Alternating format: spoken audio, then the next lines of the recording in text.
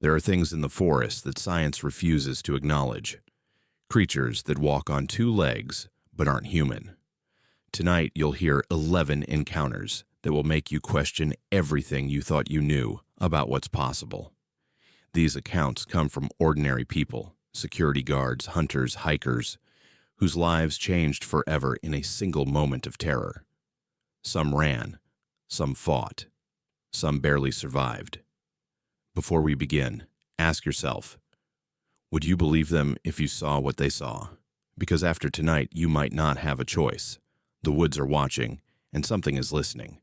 If you're ready to face what lurks beyond the tree line, subscribe to Haunted Fears and become part of our horror family. Hit that notification bell, because these stories will stay with you long after the video ends. I never believed in monsters until one followed my truck for 11 miles through a Wisconsin blizzard. That was 6 years ago, and I still can't drive past a tree line after dark without my hand shaking on the wheel. My name is Magnus, and back in February 2019, I was working security for a lumber mill about 40 miles north of Rhinelander. It wasn't glamorous work, mostly just driving the perimeter roads, checking gates, making sure nobody was stealing equipment or wood. The mill sat on about 300 acres of pine forest, and my shift ran from midnight to 8 in the morning. I'd done it for 3 years without incident.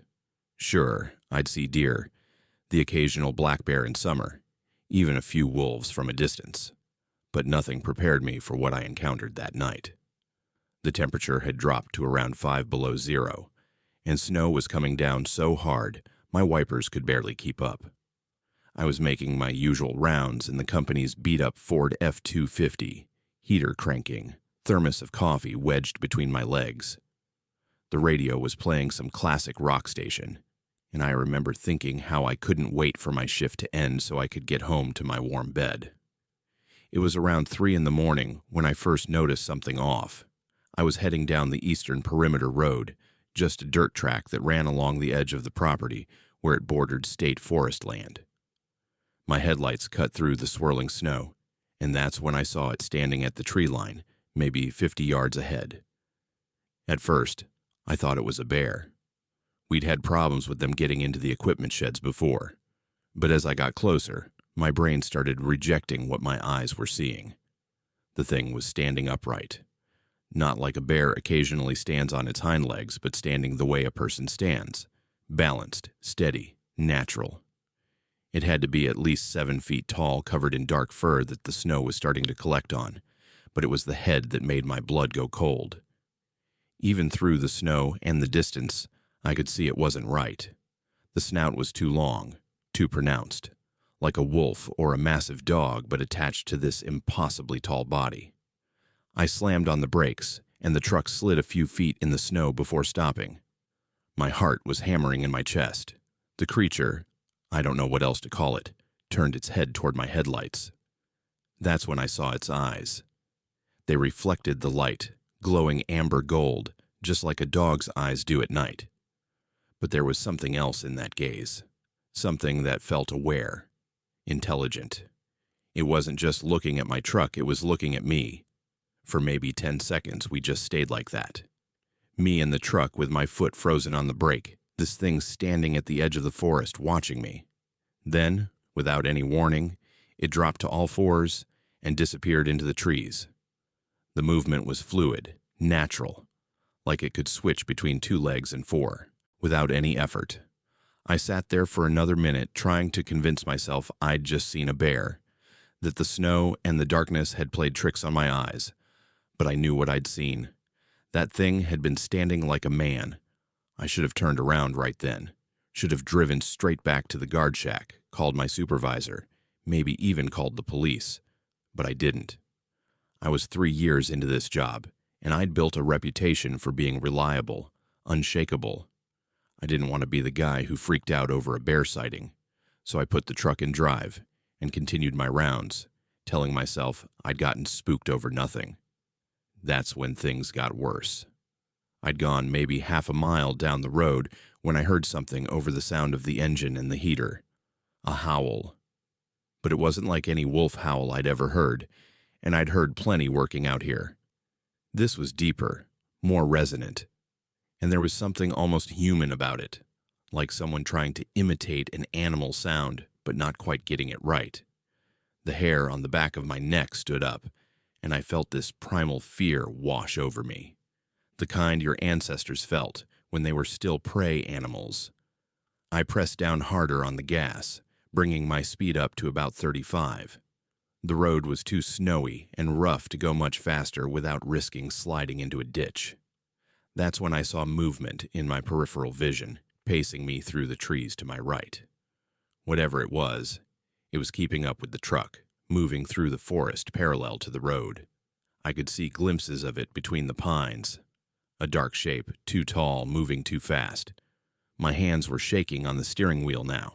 I pushed the truck up to 40 miles per hour, as fast as I dared go on that road in those conditions.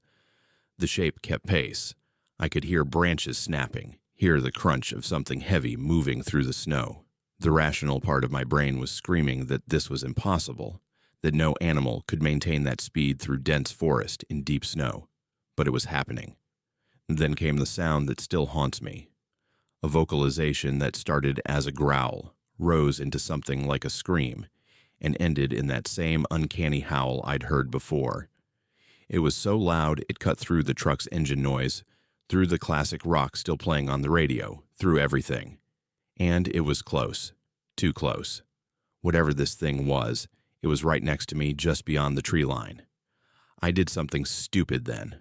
I rolled down my window, just a crack, because some part of me needed to hear it clearly, needed to confirm this was real.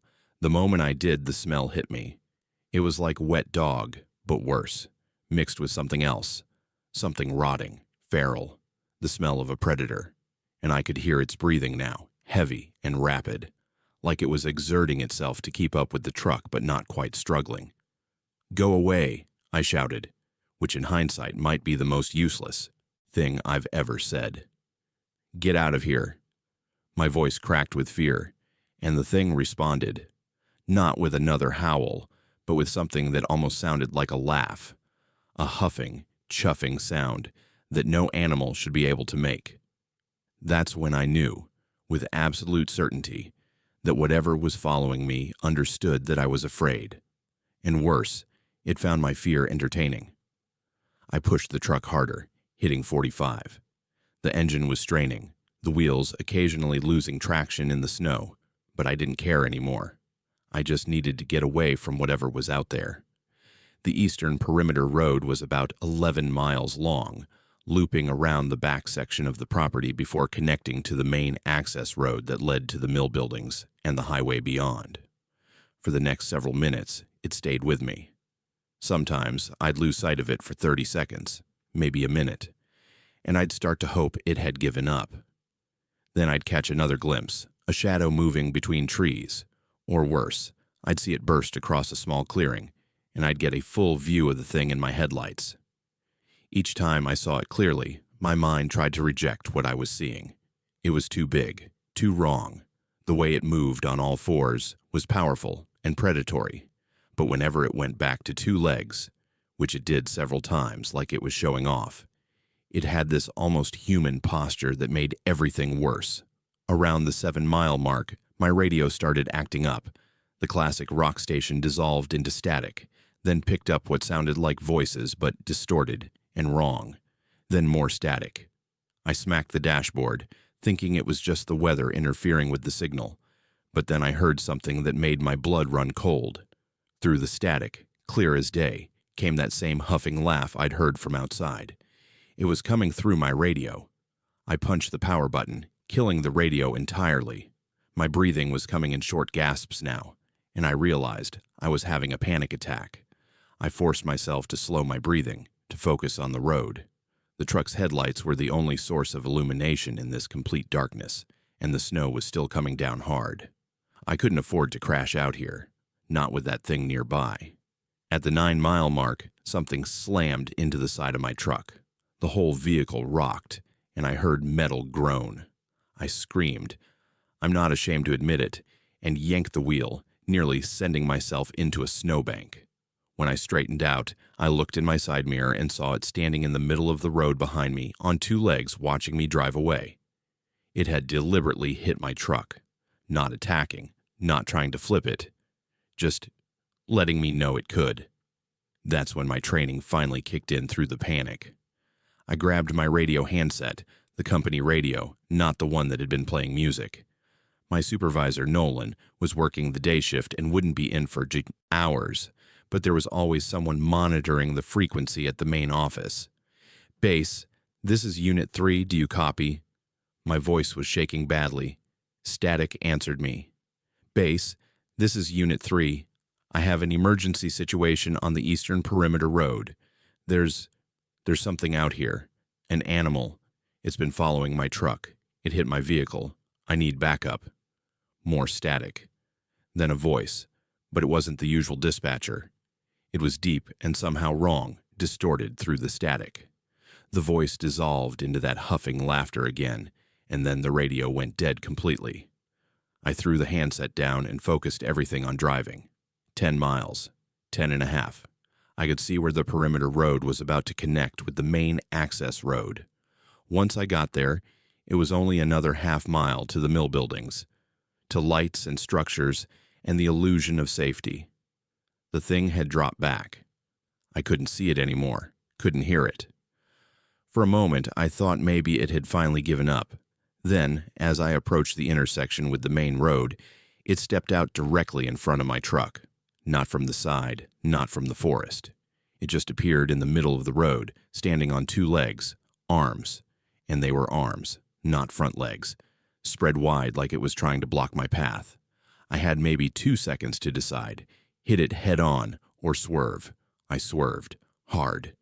The truck's back end fishtailed, and I felt the sickening sensation of losing control.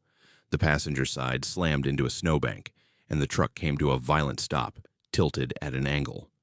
My head smacked against the driver's side window hard enough to make my vision blur.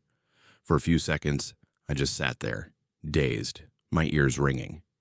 Then I heard footsteps in the snow, heavy, deliberate footsteps, coming toward the truck. I fumbled for the door lock, making sure it was engaged, and then looked out the windshield. The creature was approaching slowly, still on two legs. Its massive head tilted slightly like it was studying me. In the glow of my headlights, which were now pointed slightly upward due to the angle of the truck, I got my first clear, unobstructed view of it. It was massive, easily 7.5 feet tall, maybe more. Its body was covered in thick, dark brown fur, matted and wet from the snow. The torso was broad and powerful, almost bear-like, but the proportions were all wrong. The shoulders were too wide, the arms too long, and the hands, God, the hands. They had fingers, not paws, not quite human hands, but something in between. Long fingers ending in black claws that had to be 3 inches long. But it was the face that broke something in my mind. The snout was elongated like a wolf's, filled with teeth that I could see even from inside the truck. But the eyes weren't set on the sides of the head like a dog's eyes. They were forward-facing, like a predator's, like a human's. And there was intelligence in those eyes. Not animal cunning, actual thinking intelligence. It was looking at me the way you'd look at something interesting you'd found, with curiosity and calculation. It circled the truck slowly, never taking its eyes off me. I sat frozen, my hand on the ignition, knowing that if I tried to start the truck and reverse out of the snowbank, I'd be vulnerable for those few seconds it would take. The creature completed its circle and came back to stand in front of the truck, directly in the headlight beams. Then it did something that still gives me nightmares. It raised one of those long-fingered hands and placed it on the hood of the truck, gently, almost delicately. I heard the metal creak under its weight. Then it leaned forward, bringing its face closer to the windshield, and it looked directly into my eyes. Not at the truck, not at the general direction of the driver's seat. Directly into my eyes. And it opened its mouth. What came out wasn't a howl or a growl. It was a sound that was almost a word, like it was trying to speak. The sound was deep and distorted, but there was a pattern to it, a cadence that was too deliberate to be random. It was trying to communicate. That realization was somehow more terrifying than anything else that had happened. I don't know what made it leave. Maybe it got bored. Maybe it heard something I didn't. Or maybe it had just wanted to scare me, and once it had accomplished that, it lost interest. But after what felt like an eternity, but was probably only 30 seconds, it stepped back from the truck. It looked at me one more time, and I swear to God it nodded. Just a slight incline of that massive head. Then it turned and loped off into the forest on all fours, disappearing into the darkness and snow. I sat in that truck for another 10 minutes, shaking so badly I couldn't have driven even if I'd wanted to. When I finally managed to get the truck out of the snowbank and made it back to the guard shack, I called Nolan at home. Woke him up at 4 in the morning. I told him everything, every detail, even though I knew how insane it sounded. He was quiet for a long time after I finished. Then he said something that chilled me more than the encounter itself. "You saw it too, huh? That makes 4 of us now." He told me that over the 15 years the mill had been operating, 3 other guards had reported similar encounters on that same stretch of road. All of them had quit within a week. The company had written it off as stress, isolation, people seeing things in the dark. I quit the next day. I didn't go back for my final paycheck. Told them to mail it. 2 weeks later, I drove past the mill in broad daylight to pick up some paperwork I'd left behind. The gate guard, a guy named Owen I'd known for years, pulled me aside before I left. He handed me a folder and told me not to open it until I got home. Inside were photocopies of incident reports going back 30 years, not just from my mill guards, but from loggers, hunters, hikers. Dozens of reports, all describing the same thing I'd seen, all from within a 5-mile radius of that lumber mill. At the bottom of the stack was a newspaper clipping from 1987, yellowed and fragile. It was about a logging crew that had refused to work a section of forest near where the mill now stood. They'd reported being stalked by something they called the walking wolf. I keep that folder in a fireproof safe now.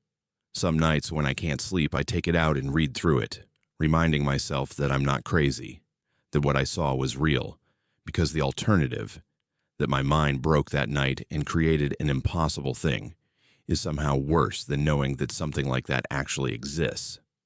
I still do security work, but only in cities now. Only places with streetlights and buildings and other people.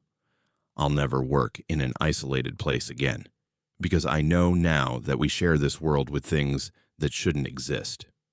Things that walk on 2 legs, that think and plan and maybe even talk. Things that find our fear amusing. The worst part?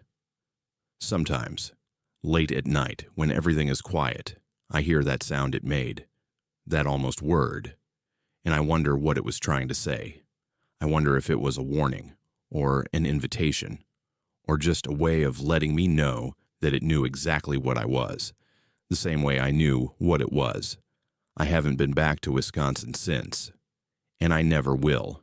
But if you're reading this, and you work somewhere remote, somewhere isolated, somewhere the forest presses in close to the roads and buildings, pay attention. Listen to the sounds that aren't quite right. Watch for movement that's too tall, too deliberate. And if you ever see something standing at the tree line, on 2 legs, something with a wolf's head and a man's posture, don't stop. Don't investigate. Don't try to convince yourself you're seeing things. Just drive. Drive as fast as you safely can, and don't look back. Because if you're lucky, it'll just follow you for a while and then let you go, like it did with me. But I've read those reports. I know what happened to some of the others. And I know that I was lucky. Incredibly, impossibly lucky. The thing that followed me that night could have killed me at any point. Could have flipped my truck, torn through the door, ended me in seconds. But it didn't. And I don't know if that's because it wasn't hungry, or because it was just playing, or because it had some other reason I'll never understand. All I know is that monsters are real. They're out there in the forests, in the darkness between the trees. and some of them walk like men. If you're part of the Haunted Fears horror family, you already know that the scariest stories are the ones that are real. So stay alert, stay safe, and if you value your sanity, stay out of the deep woods after dark. We thought the worst thing that could happen on our camping trip was running out of beer. We were so incredibly wrong. My name is Dylan, and this happened in late August of 2020 in the northern woods of Michigan, about 30 miles west of Grayling. I'd gone up there with 2 friends from college for what was supposed to be a long weekend of fishing, drinking, and getting away from the chaos of the world. The pandemic had everyone cooped up and stressed, so we figured 3 days in the wilderness would do us good. We picked a spot deep in Huron National Forest, miles from the nearest road, accessible only by a rough trail we hiked in on. It was perfect, or so we thought. The first day was exactly what we'd hoped for. We set up our tents near a small creek, got a fire going, caught a few decent-sized trout. The weather was warm, the mosquitoes weren't too bad, and by nightfall we were sitting around the campfire telling stupid stories and passing around a bottle of whiskey. Around midnight, we called it a night and headed to our tents. I shared one with my buddy from work, while our other friend had his own smaller tent about 20 feet away. I woke up around 3 in the morning needing to pee. The fire had burned down to just glowing embers, barely providing any light. I grabbed my flashlight and stumbled out of the tent, being careful not to wake my tent mate. The forest was completely silent, and I mean silent in a way that felt wrong. No crickets, no owls, no rustling leaves. Just this oppressive, heavy silence that made my skin prickle. I did my business at the edge of our campsite and was heading back to the tent when I heard it. A low, rumbling growl from somewhere in the darkness beyond the creek. It was deep enough that I felt it in my chest. I froze. Flashlight pointed toward the sound, but the beam didn't reach far enough to illuminate whatever had made that noise. For a moment, I considered waking the others, but then the sound stopped. I waited another minute, heard nothing, and convinced myself it was just a black bear passing through. We'd been warned about bears when we planned the trip. I climbed back into my sleeping bag and eventually fell asleep, though it took a while. When I woke up the next morning, I'd half convinced myself I'd dreamed the whole thing. We made breakfast, instant coffee and oatmeal cooked over the fire, and started planning our day. That's when my friend noticed something weird.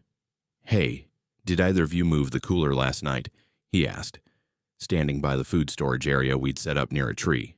We'd hung some of our supplies from a branch to keep animals out, but the cooler was too heavy, so we just left it on the ground with rocks on the lid. "No, why?" I walked over, and my stomach dropped. The cooler had been moved about 10 feet from where we'd left it. The rocks were scattered, and there were scratches on the plastic lid, deep gouges that had torn through the material. But the cooler was still closed. Whatever had tried to get into it had either given up or been interrupted.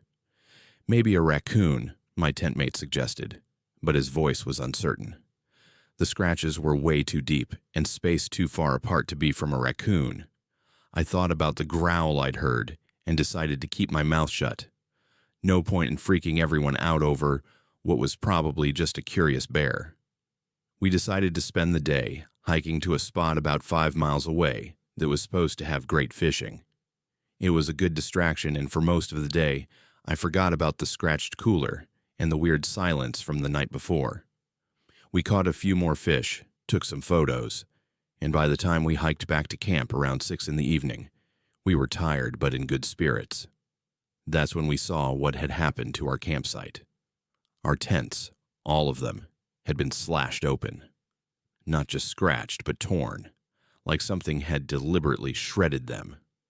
Sleeping bags were pulled out and scattered around. Our cooking supplies were knocked over. The cooler we'd been worried about that morning was completely destroyed, the lid ripped off, and the contents, mostly empty beer cans and melted ice, strewn everywhere. What the hell? My tent mate dropped his backpack and stared at the destruction. Was it a bear?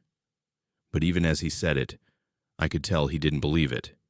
This wasn't the random destruction of an animal looking for food. This was systematic, deliberate, like something had come through and destroyed everything methodically. "We need to leave," I said. "Right now. We pack whatever we can salvage and we hike out before dark." They both looked at me, and I could see they wanted to argue, wanted to stay and tough it out, but something in my voice must have convinced them because they nodded. We worked fast, gathering what we could. Most of our gear was ruined, but we salvaged our backpacks, some food, and importantly, our phones, though out here we had no service. As we worked, I kept looking at the tree line, expecting to see something watching us. The sun was starting to set, casting long shadows through the pines. We'd just finished packing when we heard it. That same growl from the night before, but closer, much closer. And this time, it was answered by another growl from a different direction, then a third, from somewhere behind our destroyed campsite. We were surrounded. "Move, now!" I didn't wait for them to respond. I just started walking fast toward the trail that would take us back to the main road. My friends followed, and I could hear their breathing getting faster, more panicked. Behind us, something large was moving through the brush, keeping pace but staying just out of sight. Then came the howl. It started low and rose into something that wasn't quite wolf, wasn't quite human. It sounded like someone screaming while trying to imitate a wolf. The hair on my arms stood straight up, and I felt this overwhelming urge to run, to sprint blindly through the forest. But I knew that would be suicide. We'd get separated, trip over roots, break our ankles in the dark. "Keep walking," I said, trying to keep my voice steady. "Don't run. Stay together." The trail was narrow, forcing us to walk single file. I was in the lead, my friend from work in the middle, and our other buddy bringing up the rear. The sun had dropped below the horizon now, and the forest was filling with shadows. That's when our friend in the back screamed. We spun around, and I saw him pointing at something in the trees to our right. My flashlight beam swept across the forest, and for just a second, less than a second, I saw it. Something tall standing upright between two pine trees. The head was wrong, too long, like a dog's skull, but massive. And the eyes reflected my light, glowing amber. Then it was gone, just melted back into the darkness like it had never been there. But I'd seen it. We'd all seen it. "Run," I said. "Run now." We ran. I don't care what I'd said earlier about not running. That glimpse of whatever that thing was had shattered any pretense of staying calm. We crashed through the forest, following the trail by the narrow beams of our flashlights, branches whipping our faces, roots trying to trip us with every step. Behind us, I could hear them, multiple somethings chasing us. Not right on our heels, but close enough. I could hear heavy footfalls, hear branches snapping under enormous weight. And those howls, coming from all around us now, echoing through the trees. It sounded like a whole pack, coordinating, communicating. My lungs were burning, my legs screaming at me to stop, but I didn't dare. We'd been hiking for what felt like hours, but was probably only 20 minutes, when my friend, the one who'd been in the middle, suddenly grabbed my arm. "Wait," he gasped. "Where's—" He didn't finish the sentence. We both realized at the same moment that we were only two people now. Sometime during our panicked flight, we'd lost our third friend. "We have to go back," my tent mate said, but his voice was shaking. We both knew that going back was a death sentence. Whatever those things were, they were still out there, still hunting. "He probably just got ahead of us," I lied. "He's probably already at the car." It was a pathetic lie, and we both knew it. Our friend had been bringing up the rear. There was no way he'd gotten ahead of us.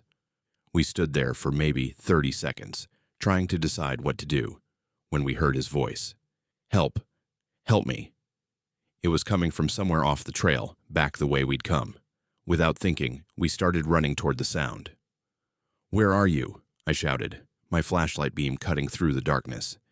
"Here, I'm—" His voice cut off abruptly, replaced by a sound that I'll never forget. A wet, tearing sound, followed by a scream that lasted only a second, before it was choked off. Then silence, complete terrible silence. My friend and I stood frozen, our flashlights pointed toward where the scream had come from. Neither of us moved. Neither of us spoke. We just stood there, knowing with absolute certainty that our friend was dead. Then, from the darkness, came a new sound. Footsteps, coming toward us. Slow, deliberate footsteps. And with them, a smell, that same wet dog smell mixed with something else. Something that smelled like a butcher shop, like raw meat and blood. My friend grabbed my arm. "Run," he whispered. We ran. We didn't look back, didn't try to find our friend, didn't do anything heroic. We just ran like the terrified animals we'd become. The rest of that night is a blur. Somehow, we made it back to the main trail, then to the logging road where we'd parked. We threw ourselves into the car, and I'd never been so grateful for modern technology as when that engine turned over on the first try. We drove for an hour straight, not talking, barely breathing, until we hit a gas station with lights and people and civilization. We called the police, told them our friend was missing in the forest. They organized a search party at first light. I wanted to tell them about the creatures, about what we'd heard, but I couldn't. How do you explain something like that? They'd think we were crazy, or high, or that we'd done something to our friend ourselves. So we just said he'd gotten separated from us, that we'd heard him scream, and that we couldn't find him. They found what was left of him 3 days later, about 200 yards off the trail. The police report said it was a bear attack, that he'd been mauled by a large animal, probably a black bear. They showed us photos, just his face to confirm identity, and told us not to look at the rest of the evidence. We didn't argue. We didn't tell them what we really thought had happened. But here's the thing that still haunts me. When they found his body, they also found something else. Scattered around the site were prints, massive paw prints that were longer and narrower than a bear's. And on several trees surrounding where they found him, there were claw marks. Not random scratches, but deliberate marks, carved deep into the bark. The search and rescue team took measurements, took photos. And then, according to a ranger I talked to months later, all that evidence disappeared. The photos were deleted. The plaster casts of the prints were lost. The official report was updated to remove any mention of unusual findings. That was 3 years ago. My surviving friend and I don't talk anymore. We tried for a while, but every conversation would inevitably circle back to that night. To what we saw. To what we heard. To the friend we left behind. Eventually, we just stopped reaching out. It was easier than confronting the memory. I haven't been camping since. Haven't set foot in a forest. Haven't gone hiking. Nothing. I know people think I'm paranoid, maybe even crazy. But I know what I saw that night in the trees. I know what killed our friend. And I know that somewhere in the forests of northern Michigan, there are things that walk on 2 legs. Things with the heads of wolves and the intelligence to hunt in packs, to strategize, to destroy a campsite as a warning, or maybe just for fun. The official story is that my friend was killed by a bear. His family believes that. The police believe that. But I know better. And sometimes, late at night, I wonder if those things are still out there, in that same spot, waiting for the next group of stupid campers who think they're safe in the wilderness. I wonder if they remember us, the 2 who got away. And I wonder if someday they'll come looking to finish what they started. If you're part of the Haunted Fears horror family, you already know that some places aren't meant for humans anymore, if they ever were. So if you're planning a camping trip, especially in northern Michigan, maybe reconsider. Or at least go somewhere with lots of other people, with rangers nearby, with cell service and roads. Because out there, in the deep woods, where nobody can hear you scream, you're not at the top of the food chain. And the things that are at the top, they know it. 3 seconds changed everything I thought I knew about reality. 3 seconds of eye contact with something that shouldn't exist. My name is Pierce, and I'm a pharmaceutical sales rep, or at least I was. This happened in early April of 2018, on a back road between two small Ohio towns I can't name, without risking my remaining credibility. I was driving to a 7 a.m. appointment with a clinic in the next county over, one of those ridiculous early meetings that doctors schedule because they think it makes them look dedicated. The sun hadn't come up yet, and a thick fog had rolled in overnight, the kind that turns your high beams useless and makes you rely on your fog lights and instinct. I'd been doing this route twice a month for 3 years. I knew every curve, every pothole, every place where deer liked to cross. That morning, I was running on coffee and muscle memory, my mind already rehearsing the pitch I'd give about our new diabetes medication. The radio was playing some classic rock station, volume low, just background noise to keep me company through the pre-dawn darkness. The road I was on, Route 37, a 2-lane county highway, cut through what used to be farmland, but had mostly gone fallow. On both sides were empty fields, some with the remnants of last year's corn crop still standing in broken stalks, others just overgrown with weeds. Every half-mile or so, you'd pass an abandoned farmhouse or a collapsed barn, remnants of when this area had been prosperous. Now it was just forgotten land that nobody wanted. I was doing maybe 45 miles per hour, being cautious because of the fog. Visibility was down to maybe 50 feet ahead, and I kept expecting a deer to bolt out in front of me. That had happened twice before on this road, and while I'd managed to avoid them both times, I'd nearly put my car in a ditch doing it. So I was alert, hands at 10 and 2, eyes scanning the limited stretch of road my lights could penetrate. That's when I saw it cross. Not a deer, not a bear, something else entirely.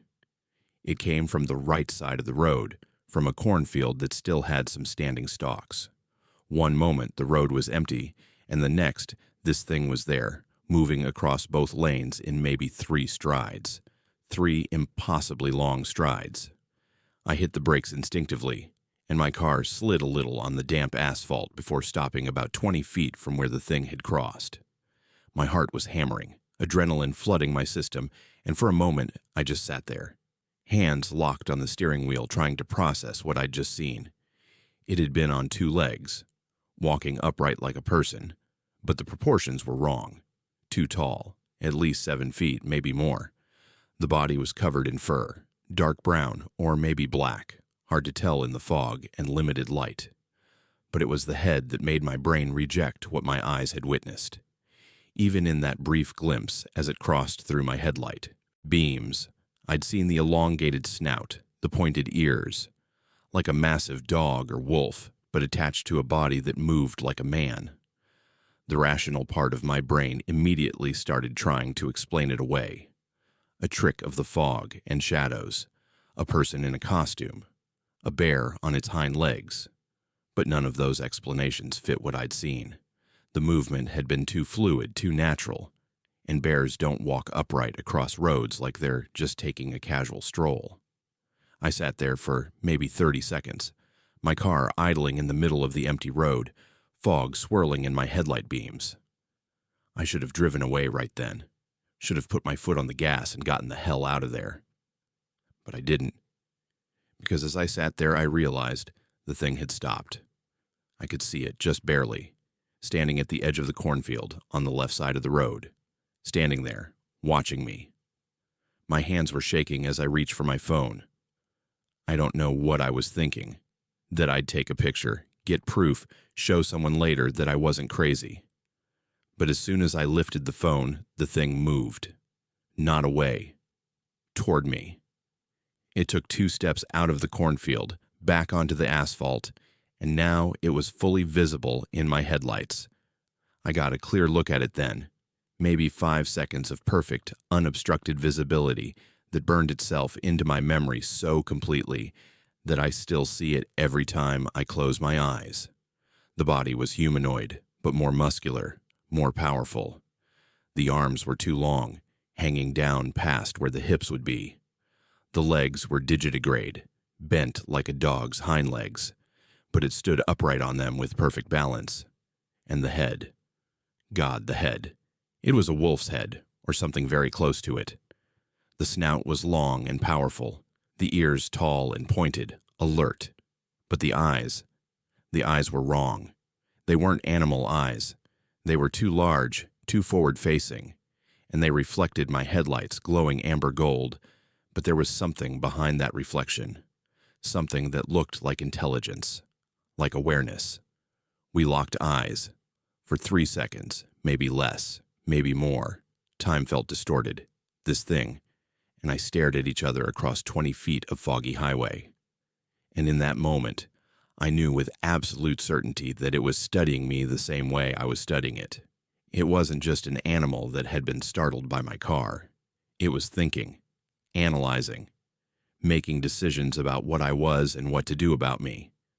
Then it tilted its head. A small movement, subtle, almost curious, the way a dog tilts its head when it hears an unfamiliar sound. But this wasn't a dog, and that gesture, so familiar yet so wrong coming from this creature, sent a wave of primal fear through me that I'd never experienced before. I didn't make a conscious decision to leave. My body just acted. My foot hit the gas, and my car lurched forward. I kept my eyes on the thing as I accelerated past it, and it turned its head to track my movement, watching me go. It didn't chase, didn't attack, just watched. And somehow, that was worse than if it had been aggressive, because it meant the creature had made a choice to let me go. I drove for another 20 miles before I had to pull over. My hands were shaking so badly I couldn't keep the car steady, and I felt like I was going to throw up. I sat in a gas station parking lot as the sun came up, trying to convince myself that what I'd seen was real, that I hadn't imagined it. I called my client and canceled the meeting, made up some excuse about car trouble. Then I drove home, taking a different route, adding an extra hour to my trip just to avoid going back down Route 37. When I got home, I immediately started searching online. Dogman, werewolf, wolf creature, Ohio. And I found dozens of reports, hundreds maybe. People who'd seen similar things, described similar encounters. Most of them were dismissed as hoaxes or misidentifications, but I knew what I'd seen. I reported it to the local police, trying to keep my voice steady as I described the encounter. The officer who took my statement was polite but skeptical. He suggested I might have seen a large dog or maybe a bear. When I insisted it had been walking upright, crossing the road on 2 legs, he gently suggested that the fog and early morning light could play tricks on the eyes. He took my contact information and said they'd keep an eye out, but I could tell he thought I was wasting his time. A week later, I got a call from a wildlife officer. He said they'd investigated the area where I reported the sighting and found some unusual tracks in the mud near the cornfield. He described them to me, large, canine-like, but with what appeared to be elongated toes and a stride pattern that suggested bipedal locomotion. He didn't say what he thought made them. He just said they were unusual and that they'd file a report. I asked if I could see photos of the tracks. He said they'd taken some, but that they were for official use only and couldn't be shared with the public. That was it. The official investigation ended there. But he gave me his personal cell number and told me that if I ever saw anything like that again, I should call him directly, which told me everything I needed to know. He believed me, but officially he couldn't acknowledge what those tracks suggested.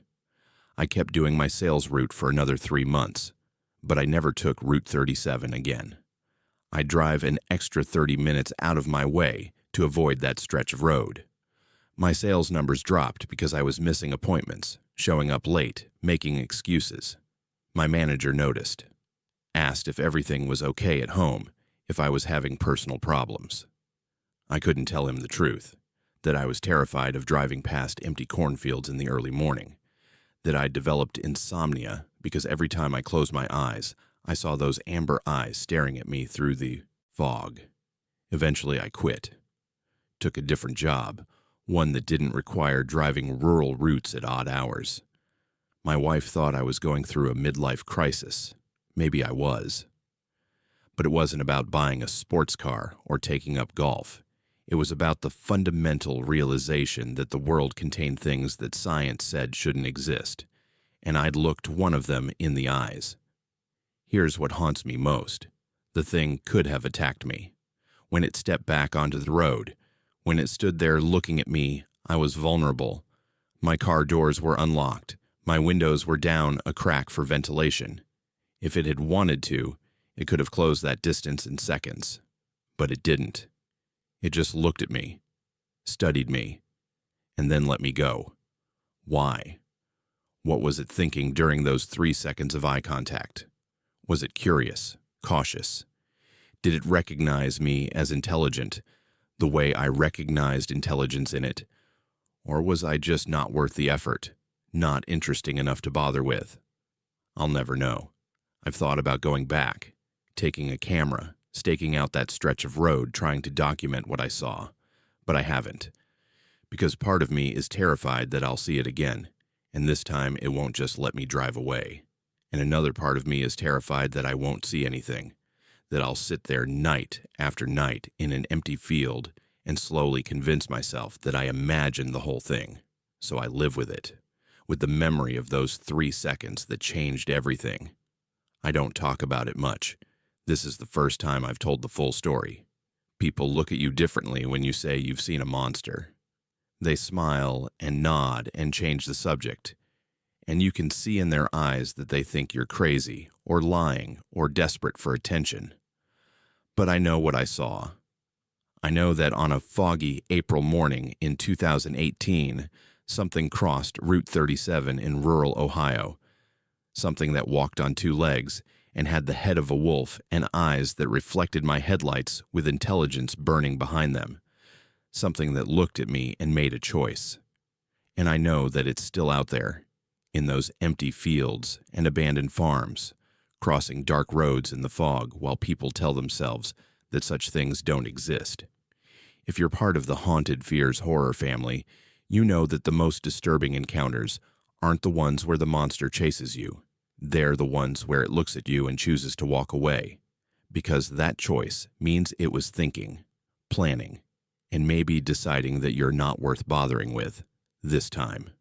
So if you're ever driving a rural highway in the early morning and the fog is thick and something crosses the road in front of you that doesn't move like any animal you've ever seen, don't stop. Don't try to get a better look. Just keep driving, because some things are better left as a blur in your peripheral vision than as a clear memory burned into your brain. Trust me on that. I inherited my grandfather's farm thinking I'd finally found peace. Instead, I found something that's been waiting there for decades.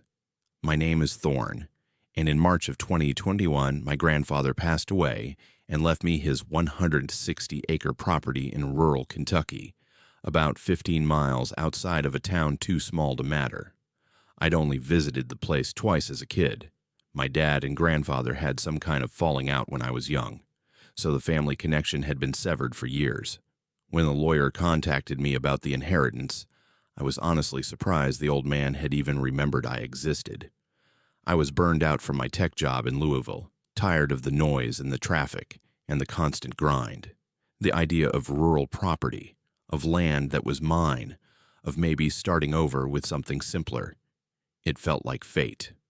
The lawyer mentioned that local farmers had been leasing some of the acreage for crops, but that the back 40 acres had always been left alone per my grandfather's specific instructions in the deed. I didn't think much of it at the time.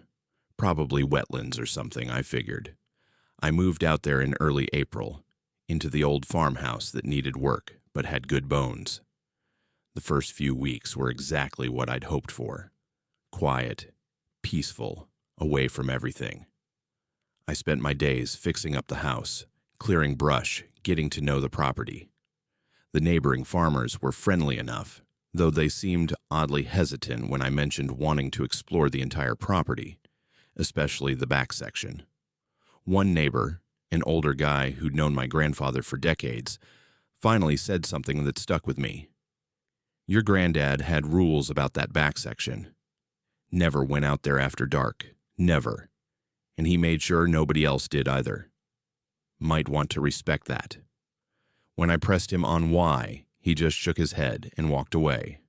I figured it was some kind of rural superstition, the kind of thing isolated communities develop to explain away normal animal sounds or shadows. I found my grandfather's old journals in the attic about 3 weeks after moving in. There were dozens of them, spanning 40 years. Most of it was mundane: crop yields, weather patterns, equipment maintenance. But there were other entries scattered throughout the decades that were different. They talked about signs, about territory, about something that lived in the back section and had an understanding with my grandfather. One entry from 1985 read, "Found 3 deer carcasses arranged in a triangle at the property line again. Message received. I won't cross, and it won't come closer. The understanding holds." Another from 1993. "Heard it last night. The howling that's not quite right. Sounds almost human trying to sound like a wolf. It knows I'm here. I made sure it saw me checking the fence line today. Respect goes both ways." I should have taken those entries more seriously. Instead, I convinced myself that my grandfather had developed some kind of paranoid delusion in his old age, that the isolation had gotten to him. I decided I needed to actually see this back 40 acres for myself, needed to understand what had spooked him so badly. I bought trail cameras, the good kind with night vision and motion sensors. Figured I'd set them up, see what animals were out there, and put the mystery to rest. The back section was accessible through an old logging trail that hadn't been maintained in years. I spent a whole day in late April hiking back there, setting up 6 cameras in strategic locations. The terrain was rougher than the rest of the property. Dense woods, lots of undergrowth, a few clearings with strange dead zones where nothing seemed to grow, and there was something off about the silence. No birds, no insects buzzing, just this oppressive quiet that made my ears ring. I found the property line markers my grandfather had maintained, freshly painted stakes every 100 yards, even though he'd died months earlier.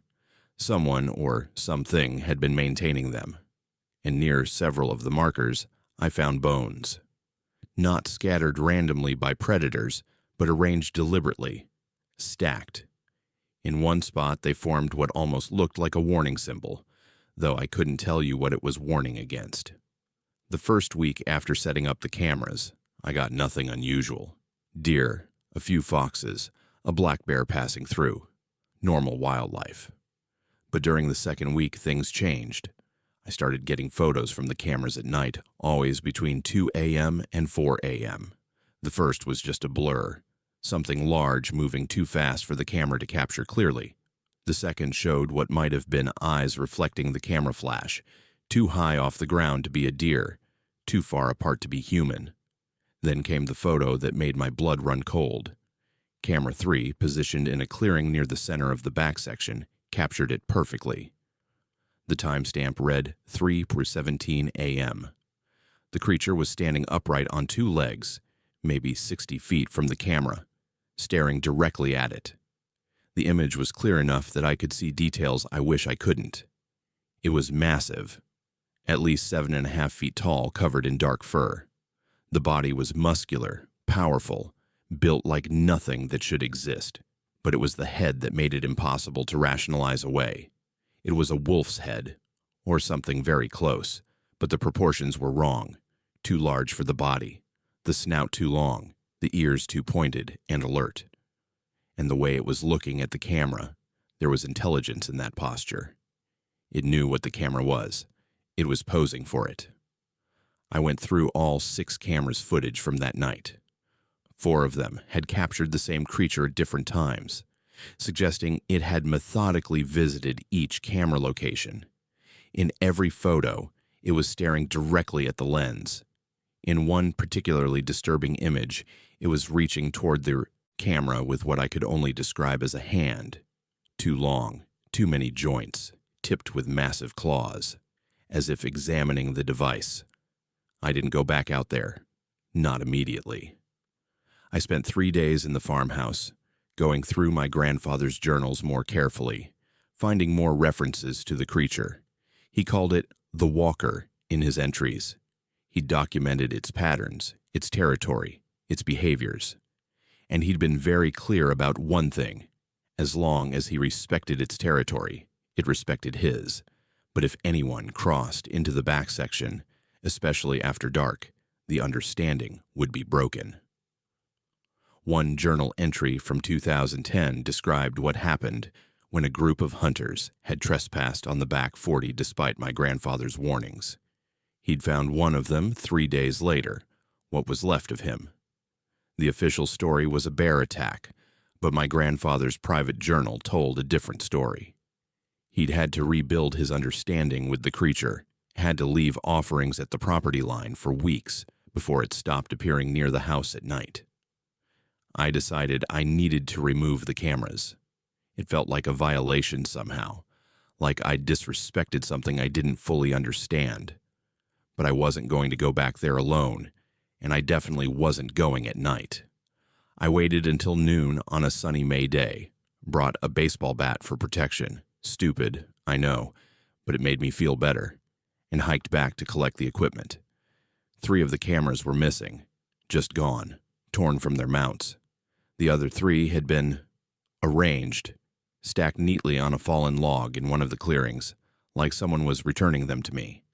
But each camera had dozens of new photos on it, all from the same night.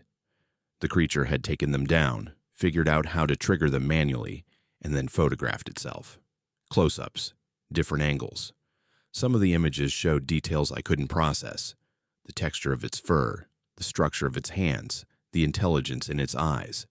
And there was one photo that made me leave the cameras where they were and run back to the house.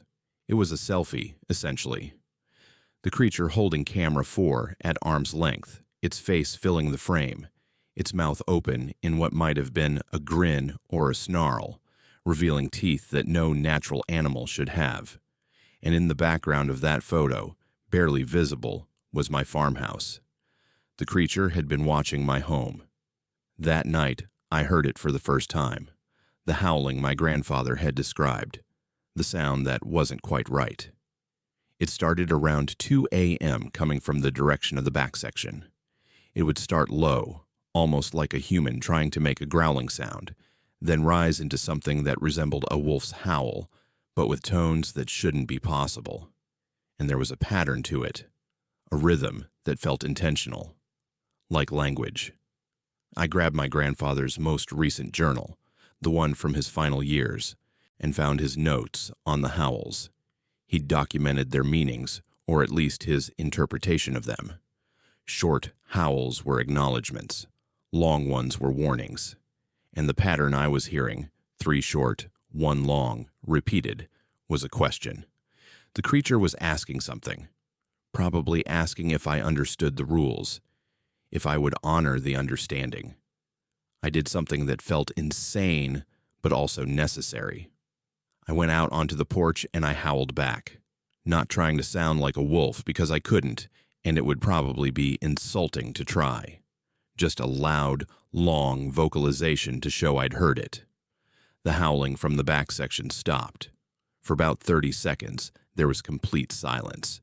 Then came a single, short howl, an acknowledgement, and then nothing. I haven't gone back to the back 40. I've maintained the property line markers, kept them painted, respected the boundary. Some nights, I still hear the howling, but it's distant, staying in its territory. I've seen tracks near the property line in the morning, massive prints that are part human, part canine, showing that it patrols the boundary just like my grandfather used to. The neighboring farmers have noticed I'm following my grandfather's rules now. They've relaxed around me, shared more stories. Turns out half the county knows about the walker, though nobody talks about it openly. They call it different names. The blue dog, the back section guardian, the old one. But they all know the rules. Stay out of certain areas, especially after dark. Respect the territory, and it will respect yours. I've learned to live with it. The farm is still peaceful, still beautiful, as long as I stay within the boundaries. I've even come to appreciate the understanding in a weird way. There's something ancient about it, something that predates property deeds and fence lines. My grandfather protected something rare, a territory, a creature, maybe the last of its kind. And now that protection has passed to me. But here's what keeps me up at night. In one of his final journal entries, written just weeks before he died, my grandfather wrote, "It's getting old, slower. I've seen it limping lately. 40 years we've had this understanding, and I think we're both coming to the end. I wonder what happens to the territory when the walker is gone. I wonder what else might move in, or what happens if the next generation doesn't understand that some boundaries exist for a reason." I'm starting to understand what he meant. The howling has been different lately. Weaker, less frequent. Sometimes I hear other sounds from the back section, different vocalizations, smaller. Maybe the walker isn't alone. Maybe there's a next generation out there learning the boundaries, learning the rules. Or maybe something else is moving into the territory. Either way, I'm staying on my side of the property line. I maintain the markers. I respect the boundary. And when I hear the howling in the night, I acknowledge it.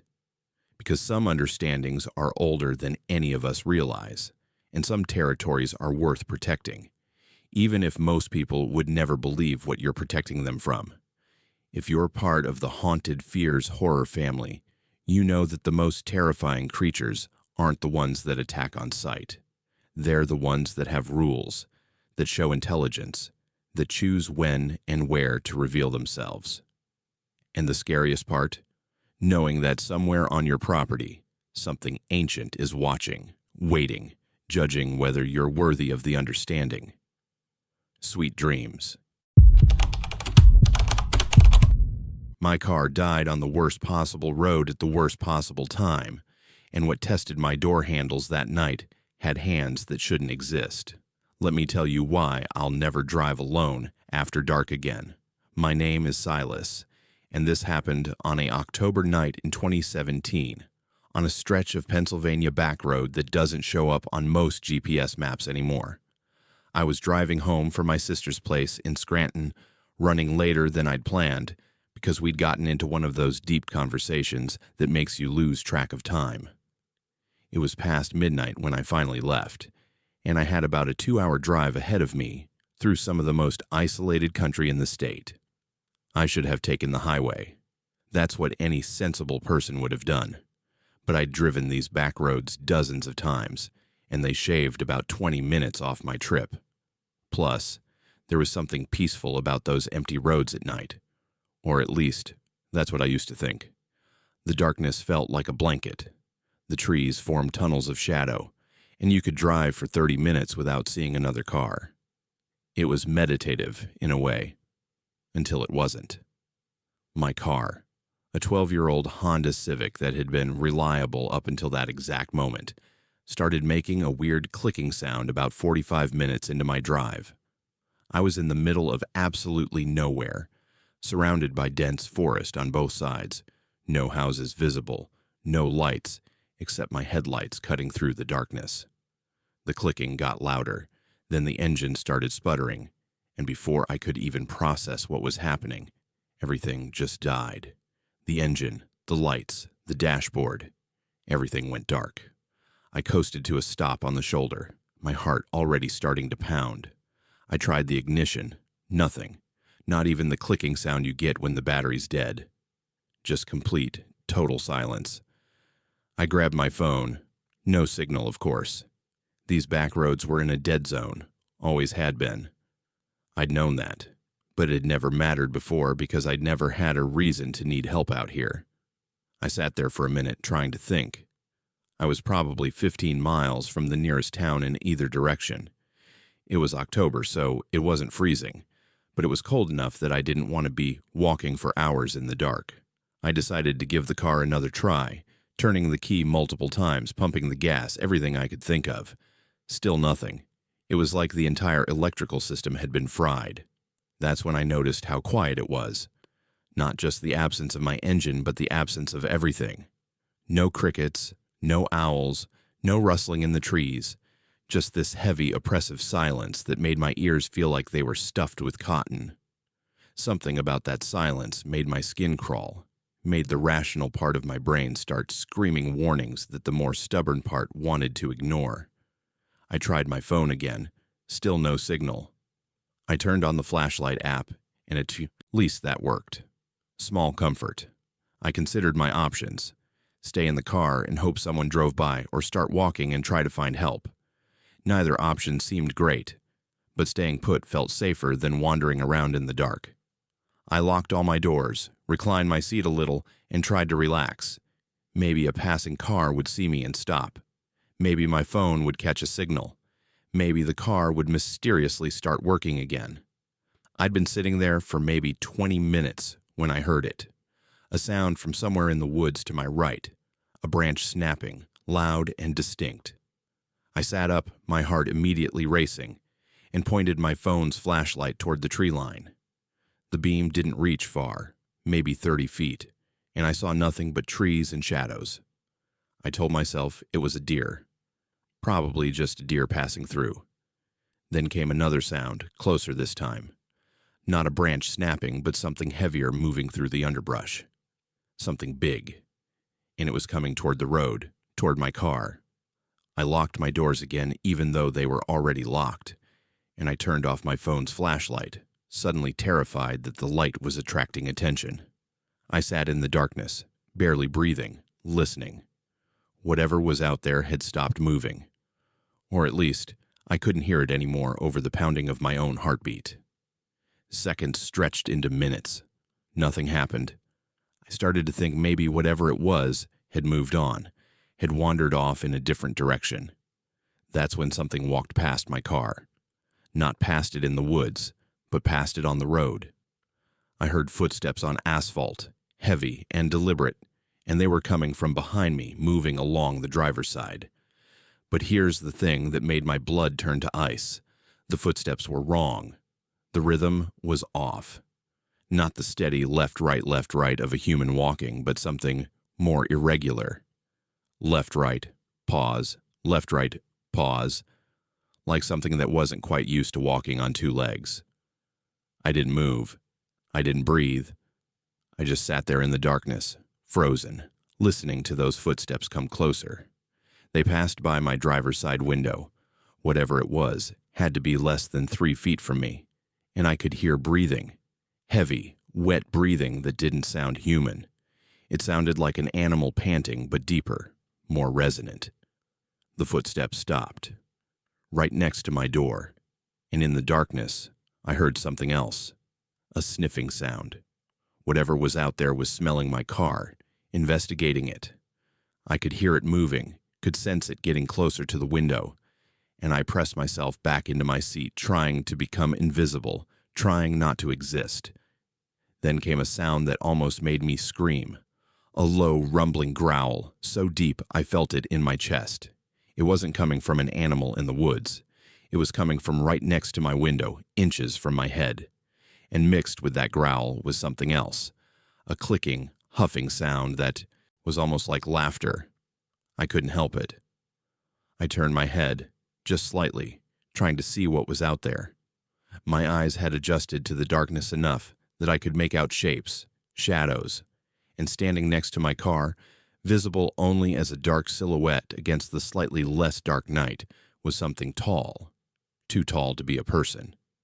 Its head was at the level of my car's roof, which meant it had to be at least 7 feet tall, maybe more. As I watched, frozen in terror, the thing leaned down. I couldn't see details, couldn't make out features, but I could see the shape of its head as it moved closer to my window. The head was wrong, too long, too angular, like a dog's skull but massive, attached to this impossibly tall body. And even though I couldn't see its eyes in the darkness, I knew it was looking at me, studying me through the glass. Then it did something that confirmed my worst fears. It raised an arm, and I could see it was an arm, not a front leg, and placed what I can only describe as a hand against my window. The sound of it touching the glass was soft, almost gentle, but I could see the outline. 5 fingers, too long, too thin, tipped with something that scraped slightly against the glass. Claws. That hand stayed on my window for what felt like an eternity, but was probably only 5 seconds. Then it moved. slid down the glass, slowly, deliberately, leaving behind streaks that I couldn't see but could hear, a faint squeaking sound like nails on a chalkboard. When it reached the bottom of the window, it moved to my door handle. I heard it test the handle. Once. Twice. The door was locked, but that didn't seem to deter it. It kept trying, pulling the handle with increasing force, and I could feel the whole car rocking slightly with each pull. The creature, because that's what it was, there was no pretending otherwise, was trying to get into my car. It was trying to open my door. I did the only thing I could think of. I started leaning on the horn, pressing it with all my weight, making as much noise as possible. The sound shattered the silence, loud and harsh and desperate. Maybe it would scare the thing away. Maybe it would attract help. Maybe it would do nothing.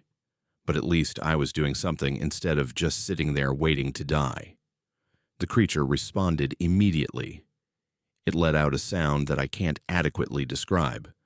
Part howl, part scream, part something that sounded like words, but couldn't be words, because nothing that makes that sound should be able to talk. The sound was so loud, so close, that I felt my car shake from the vibration. And then it started attacking the door in earnest.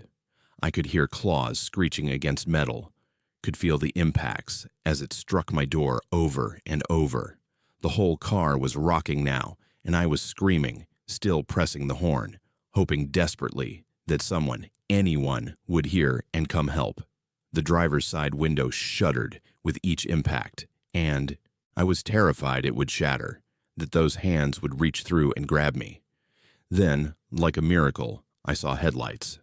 A car was coming from the direction I'd been heading, its high beams cutting through the darkness. I laid on my horn even harder, if that was possible, and started flashing my phone's light toward the approaching car. Please see me, I thought. Please stop. The creature must have seen the lights too, because the attacking stopped. I heard it move away from my door, heard those wrong footsteps retreating. When I looked, I saw its silhouette loping away from the road, moving into the trees with a speed that seemed impossible for something so large. Within seconds, it had vanished into the forest. The approaching car slowed down and pulled up behind me, a pickup truck with Pennsylvania plates. A man in his 60s got out, and I've never been so happy to see another human being in my life. I practically fell out of my car, shaking and babbling about what had just happened. He looked at me with this expression that was part concern, part something else. Understanding, maybe. "You okay, son?" he asked, his voice calm, in a way that suggested he'd seen some things. I tried to explain about my car breaking down, about the thing that had tried to get in, about the sounds and the hands and all of it. He listened, his face grave, and then he walked over to my driver's side door. In the beam of his flashlight, I could see what the creature had left behind. There were scratches all over my door, deep gouges in the metal that would have cost thousands to fix, and on my window, clearly visible, were the marks where that hand had touched. But they weren't handprints exactly. They were too large, too distorted. The finger marks were at least 8 inches long, and there were 4 distinct claw marks at the tip of each finger impression. The man looked at the marks, looked at me, and said, "Get in my truck. We'll tow your car into town tomorrow in daylight. You don't want to be out here right now." His tone left no room for argument, and I didn't argue. I grabbed my wallet and phone from my car and got into his truck. As we drove away, I looked back at my Civic, sitting dark and damaged on the side of that empty road. The man didn't say much as we drove, but eventually he spoke. "This stretch of road has a reputation. Has for years. Things happen here that don't happen in other places. Smart folks don't stop here after dark, and they sure don't get out of their vehicles if they can help it." He paused, then added, "You're not the first person this has happened to. You're just one of the lucky ones who got away." We made it to town, a small place called Pine Grove, and he let me stay in his guest room for the night. The next morning, he and his buddy towed my car to a mechanic. The mechanic couldn't find anything wrong with the electrical system. Nothing. He said it should work fine, and when he tried to start it, it started immediately. Whatever had killed my car on that road had been temporary, or deliberate. I paid to have the door fixed, but I kept the old one in my garage. Sometimes I go look at those claw marks, those handprints, just to remind myself that what happened was real, that for 20 minutes on a dark October night, something that shouldn't exist tried to get into my car, tried to get to me, and the only thing that saved me was a locked door and dumb luck. I don't drive those back roads anymore. I take the highway, even though it adds time to my trips.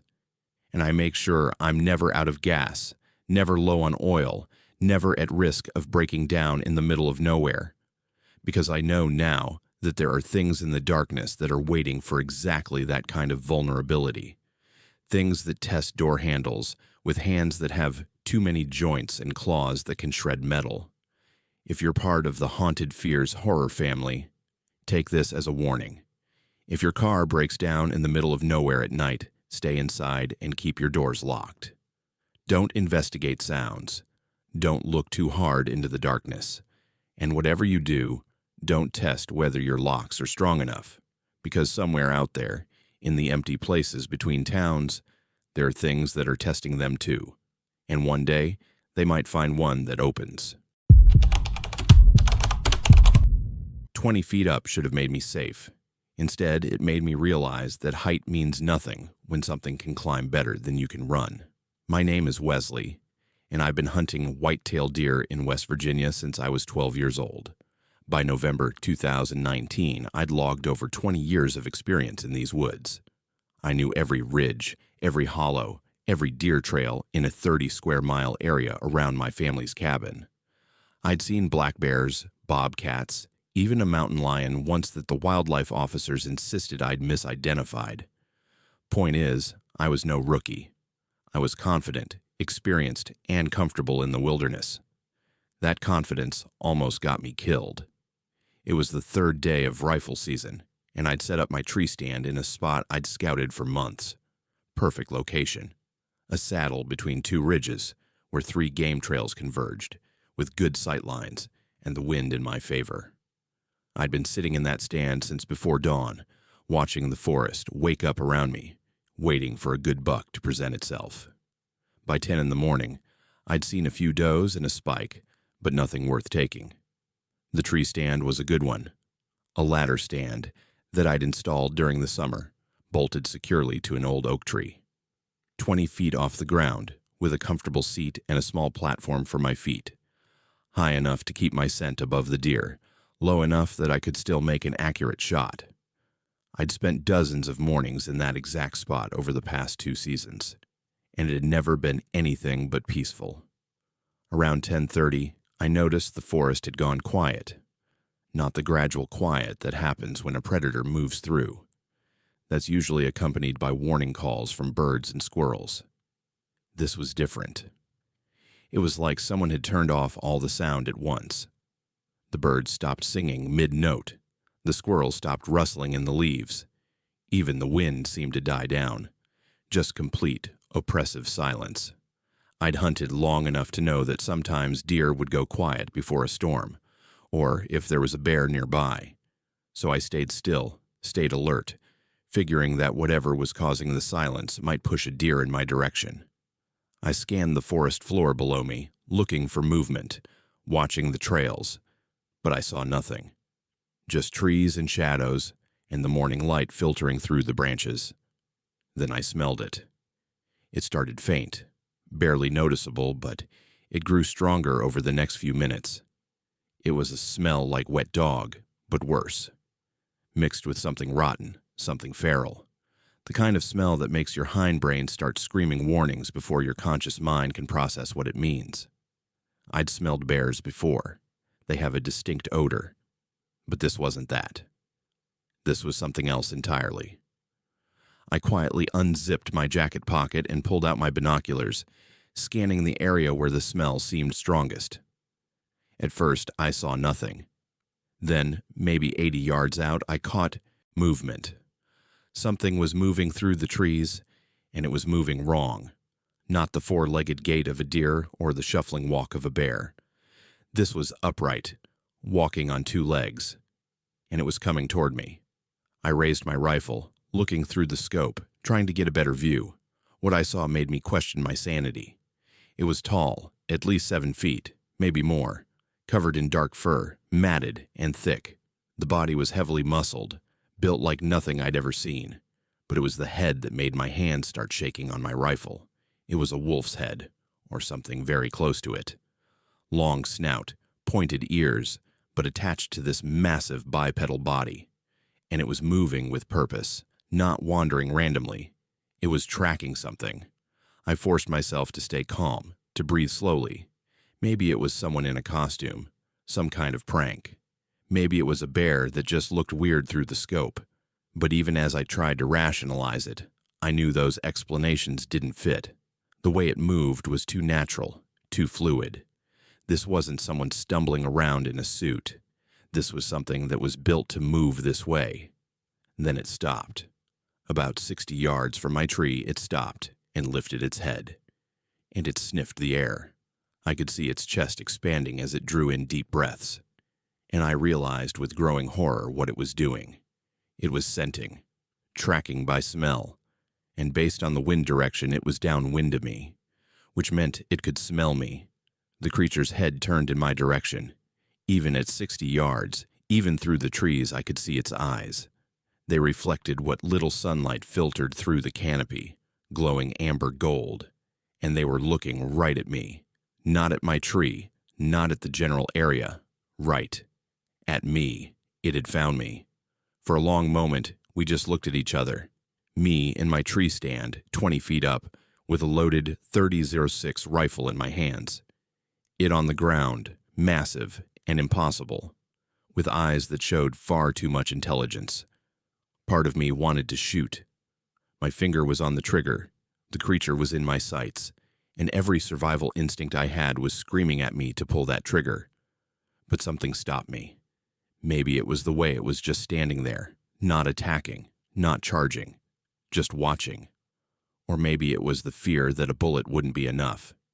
Then it started walking toward me, not running, not rushing, just walking with that same fluid bipedal motion, covering the distance between us with strides that were impossibly long. Within seconds, it had halved the distance, 40 yards, 30 yards, 20. And I still hadn't pulled the trigger, frozen in this weird state of terror and disbelief. When it reached my tree, it stopped and looked up at me. And that's when I saw just how massive it really was. Standing at the base of my tree, its head was already 12 feet off the ground. If it reached up, it could probably touch my feet. The realization of how vulnerable I was hit me like a physical blow. I wasn't safe up here. I'd never been safe. The creature circled my tree slowly, never taking its eyes off me. I tracked it with my rifle, keeping it in my sights, my finger trembling on the trigger. What was it doing? What did it want? Why wasn't it leaving? Every question just led to more fear, more confusion. This wasn't how animals behaved. This was something else entirely. Then it did something that made my blood run cold. It reached up and grabbed one of the ladder's rungs, not with paws, with hands. They were wrong, too long, too many joints tipped with claws that had to be 5 inches long, but they were unmistakably hands. And it pulled itself up onto the ladder. It was climbing. The thing was climbing toward me. I don't remember making the decision to shoot. My training just took over. I fired. The rifle's report was deafening in the quiet forest, and the recoil slammed into my shoulder. I saw the bullet hit, saw the impact in its chest, saw it stumble backward off the ladder. I'd made a good shot, center mass, the kind of shot that drops a deer in its tracks. But the creature didn't drop. It staggered, let out a sound that was part roar and part scream, and then it looked at me with what I can only describe as fury. It grabbed the ladder again and started climbing faster. I worked the bolt, ejecting the spent casing, chambering another round. My hands were shaking so badly I almost dropped the rifle. I fired again, another hit, this time in the shoulder. The creature barely slowed. It was 10 feet below me now, climbing steadily, and I could hear its breathing, heavy, wet, angry. I chambered another round and fired point blank as it reached for my platform. This time I saw the bullet strike its face, saw its head snap back. It lost its grip and fell, crashing down through the branches, hitting the ground with a heavy thud that I felt through the tree. I immediately reloaded, hands moving on autopilot, and pointed my rifle down at where it had fallen. It was already getting up. 3 shots. 3 hits that would have killed any normal animal, and it was getting up. It shook its head like a dog shaking off water, and then it looked up at me again. And this time, I saw something different in its eyes. Not fury. Calculation. It was thinking, deciding, planning its next move. I had 2 rounds left in my rifle, 2 rounds against something that had already taken 3 without going down. The math wasn't in my favor, and the creature seemed to know it. It started circling my tree again, and I realized it was looking for a different way up. The ladder had proven vulnerable to my rifle fire, but the tree itself offered plenty of handholds for something with its strength and climbing ability. Then I did the only thing I could think of. I started yelling, screaming at the top of my lungs, making as much noise as possible. "Get away! Get the hell away from here!" I sounded insane even to myself, but I didn't care. Maybe noise would scare it. Maybe it would attract help. Maybe it would do nothing, but I had to try something. The creature stopped circling and tilted its head, watching me with those unnervingly intelligent eyes. And then it did something that terrified me more than the climbing had. It opened its mouth and made a sound back. Not a howl, not a roar. Something that sounded almost like it was trying to mimic my yelling. The tone was wrong.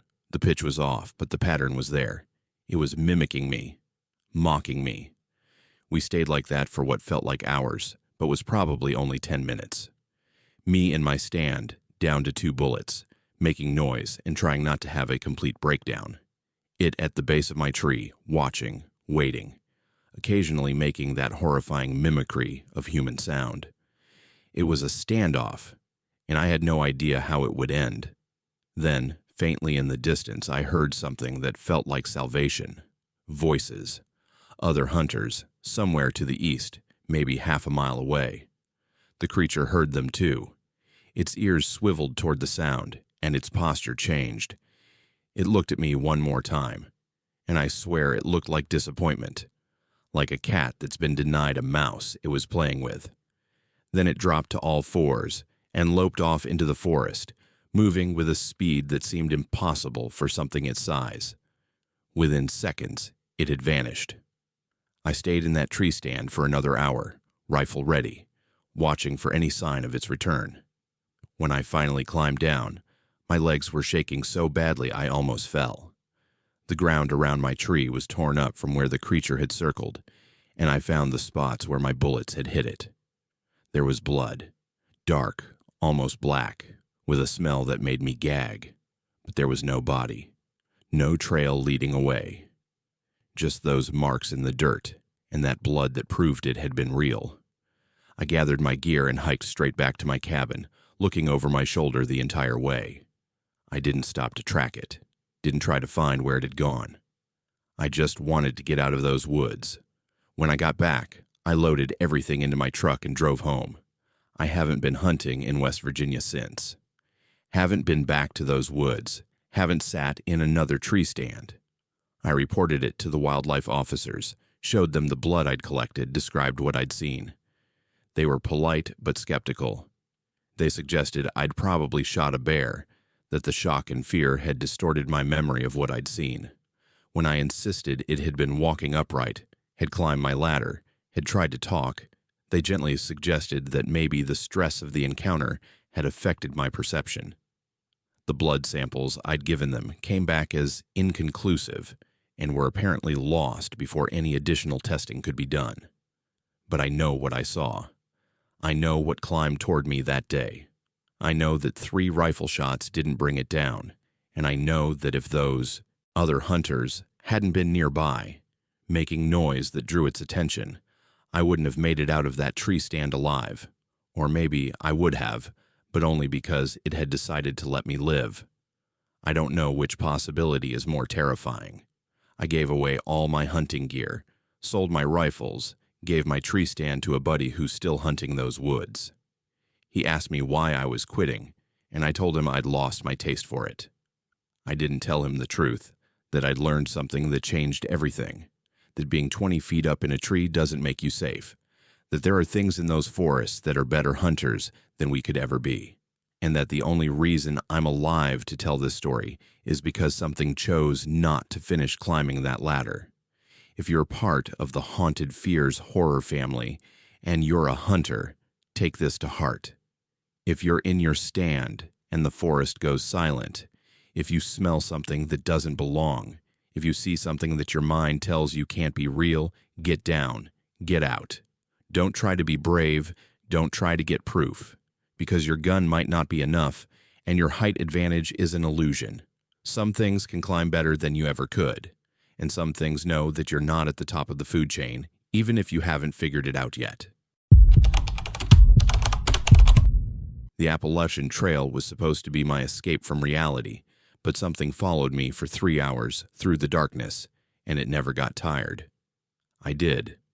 My name is Victor, and in September 2016, I was hiking a section of the AT through the Smoky Mountains in Tennessee, trying to clear my head after a divorce that had left me feeling like a stranger in my own life.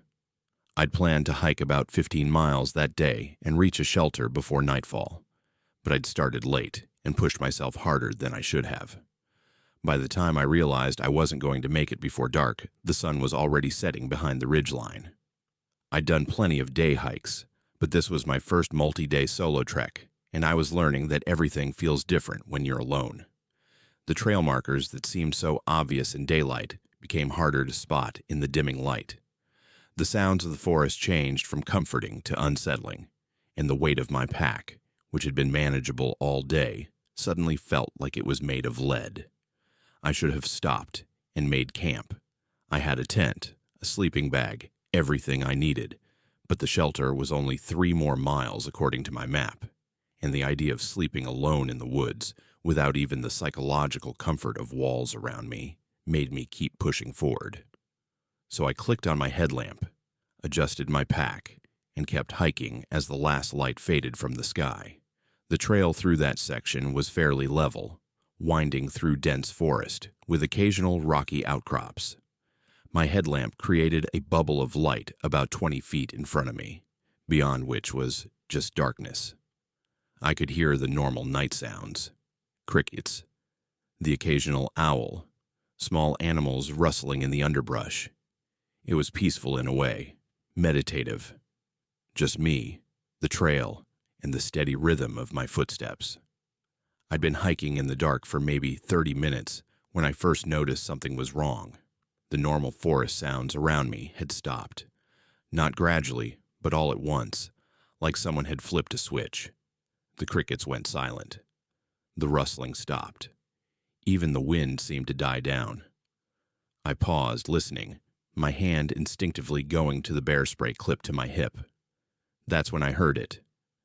Behind me, maybe 50 yards back on the trail, something was moving. Not the careful, cautious movement of a deer or the shuffling of a bear. This was purposeful, steady. Footsteps. My first thought was relief. Another hiker, maybe someone else trying to reach the shelter before it got too late. But then I realized something that made my relief evaporate. The footsteps had an odd rhythm. Not the normal left-right pattern of someone walking, but something irregular. Left, right, left. Pause. Left, right, left. I turned around, shining my headlamp back down the trail. The beam cut through the darkness, illuminating trees and shadows, but I saw nothing. No one. The footsteps had stopped when I stopped. I stood there for a moment, my heart starting to beat faster, trying to convince myself I'd imagined it or misheard some natural sound. "Hello," I called out. "Anyone there?" My voice sounded small and uncertain in the darkness. No response, just that oppressive silence. I waited another 30 seconds, then turned back around and continued hiking. Within 2 minutes, I heard the footsteps again, still behind me, still maintaining that same odd rhythm, still staying just outside the range of my headlamp. I walked faster. The footsteps behind me matched my pace. My mind was racing, trying to rationalize what I was hearing. Maybe it was an echo of my own footsteps, some acoustic trick of the terrain. Maybe it was another hiker who was keeping their distance for some reason. Maybe it was an animal with an unusual gait. But none of those explanations felt right. The sound was too deliberate, too consistent, too aware. I stopped again, turned around quickly, trying to catch whatever was back there off guard. Again, my headlamp revealed nothing but empty trail and dark forest. And again, the footsteps had stopped the instant I stopped. "This isn't funny," I shouted, my voice cracking slightly. "If someone's messing with me, knock it off." The darkness swallowed my words, giving nothing back. I started walking again, and this time I counted. 5 steps before, I heard it resume behind me. Whatever was back there had waited, listening, and then started following again once I was moving. And it was closer now. I could tell by the volume of the footsteps, maybe only 30 yards back instead of 50. It was gaining on me. Fear was starting to override rational thought. I broke into a jog, my pack bouncing uncomfortably, my headlamp beam jolting up and down as I moved. I could hear my own breathing getting heavier, could feel my heart pounding. Behind me, the footsteps changed pace too. Not jogging, not running, but moving faster. Still that weird rhythm, still steady, still getting closer. I ran, full sprint, as fast as I could manage with 40 pounds on my back. The trail was treacherous in the darkness, roots and rocks threatening to trip me with every step, but I didn't care. I just needed to get away from whatever was behind me. The shelter couldn't be much farther. If I could just reach it, if I could get inside, maybe I'd be safe. But running in the dark with a heavy pack isn't sustainable. Within 5 minutes, my lungs were burning, my legs were screaming, and I had to slow down. As soon as I did, I heard it, the footsteps behind me, resuming that same steady pace. And now they were much closer, maybe only 20 yards back. Still just outside my light, but close enough that I should be able to see something. But there was nothing. Just sound, just those wrong footsteps. Then I heard something new, a sound that made my blood run cold. It was a vocalization, starting low and rising, like a howl but not quite right. There was something almost human about it, like someone trying to imitate a wolf but getting the tones wrong. The sound came from the same place as the footsteps, and it echoed through the dark forest, seeming to come from everywhere at once. I forced myself to keep moving, to not give in to the panic that was threatening to overwhelm me. I checked my GPS, still 2 miles to the shelter, 2 miles that felt like 200. My legs were shaking, partly from exertion, partly from fear. The footsteps behind me continued their relentless pace, never tiring, never falling back, maintaining that perfect distance. Then the trail opened up into a small rocky area, and I made a decision. I couldn't keep running. I'd collapse before I reached the shelter, and whatever was behind me wasn't giving up. So I did the only thing I could think of. I stepped off the trail, found a large boulder, and crouched behind it, turning off my headlamp. If whatever was following me was tracking by sight, maybe it would pass by. Maybe I could let it go ahead, then backtrack to the last shelter I'd passed. I held my breath as the footsteps approached. They came steadily up the trail, that same wrong rhythm, getting louder and louder. Then they reached the rocky area where I'd left the trail, and they stopped. Complete silence. I pressed myself against the boulder, trying to become invisible, my hand gripping the bear spray so tightly my fingers ached. I heard sniffing. Whatever it was scenting the air, trying to locate me. The sound moved around the rocky area, circling, getting closer to my hiding spot. And then I heard something that made me realize how much danger I was really in. I heard it breathing, heavy, wet breathing that sounded like it came from something large, something predatory. The breathing stopped directly on the other side of my boulder, less than 3 feet from where I was crouching. I could hear it moving, could hear what sounded like claws scraping on rock. And then, in the darkness, I heard it make another sound. Not a howl this time, but something worse. It was trying to make words. The sounds were distorted, wrong, like a throat that wasn't made for human speech trying to form syllables. But the pattern was unmistakable. It was trying to say my name. I don't know how it knew my name. Maybe it had heard me talking to myself earlier. I had a habit of narrating my hikes when I was alone. Maybe it had somehow read my pack, which had my name embroidered on it. Or maybe it knew in some other way that I couldn't comprehend. But hearing those distorted sounds trying to form Victor broke something in me. I burst from my hiding spot and ran blindly into the darkness without my headlamp, without any sense of direction, just pure panic driving me forward.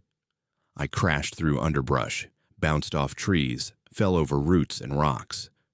Behind me, I heard that thing give chase, heard it moving through the forest with terrifying speed and agility. No, more pretense of following the trail. It was coming straight for me. I don't know how long I ran. Time lost all meaning. All I knew was the darkness, the terror, the sound of pursuit behind me, and the desperate need to survive. At some point, I must have stumbled back onto the trail because the ground became more even. And then, like a miracle, I saw lights ahead. The shelter. There were lights at the shelter. I found a burst of energy I didn't know I had left and sprinted toward those lights. As I got closer, I could see there were other hikers there, maybe a dozen people, their headlamps and lanterns creating a pool of light that seemed like the most beautiful thing I'd ever seen. I burst into that circle of light and collapsed, gasping for air, unable to speak. The other hikers surrounded me, asking if I was okay, offering water, checking me for injuries.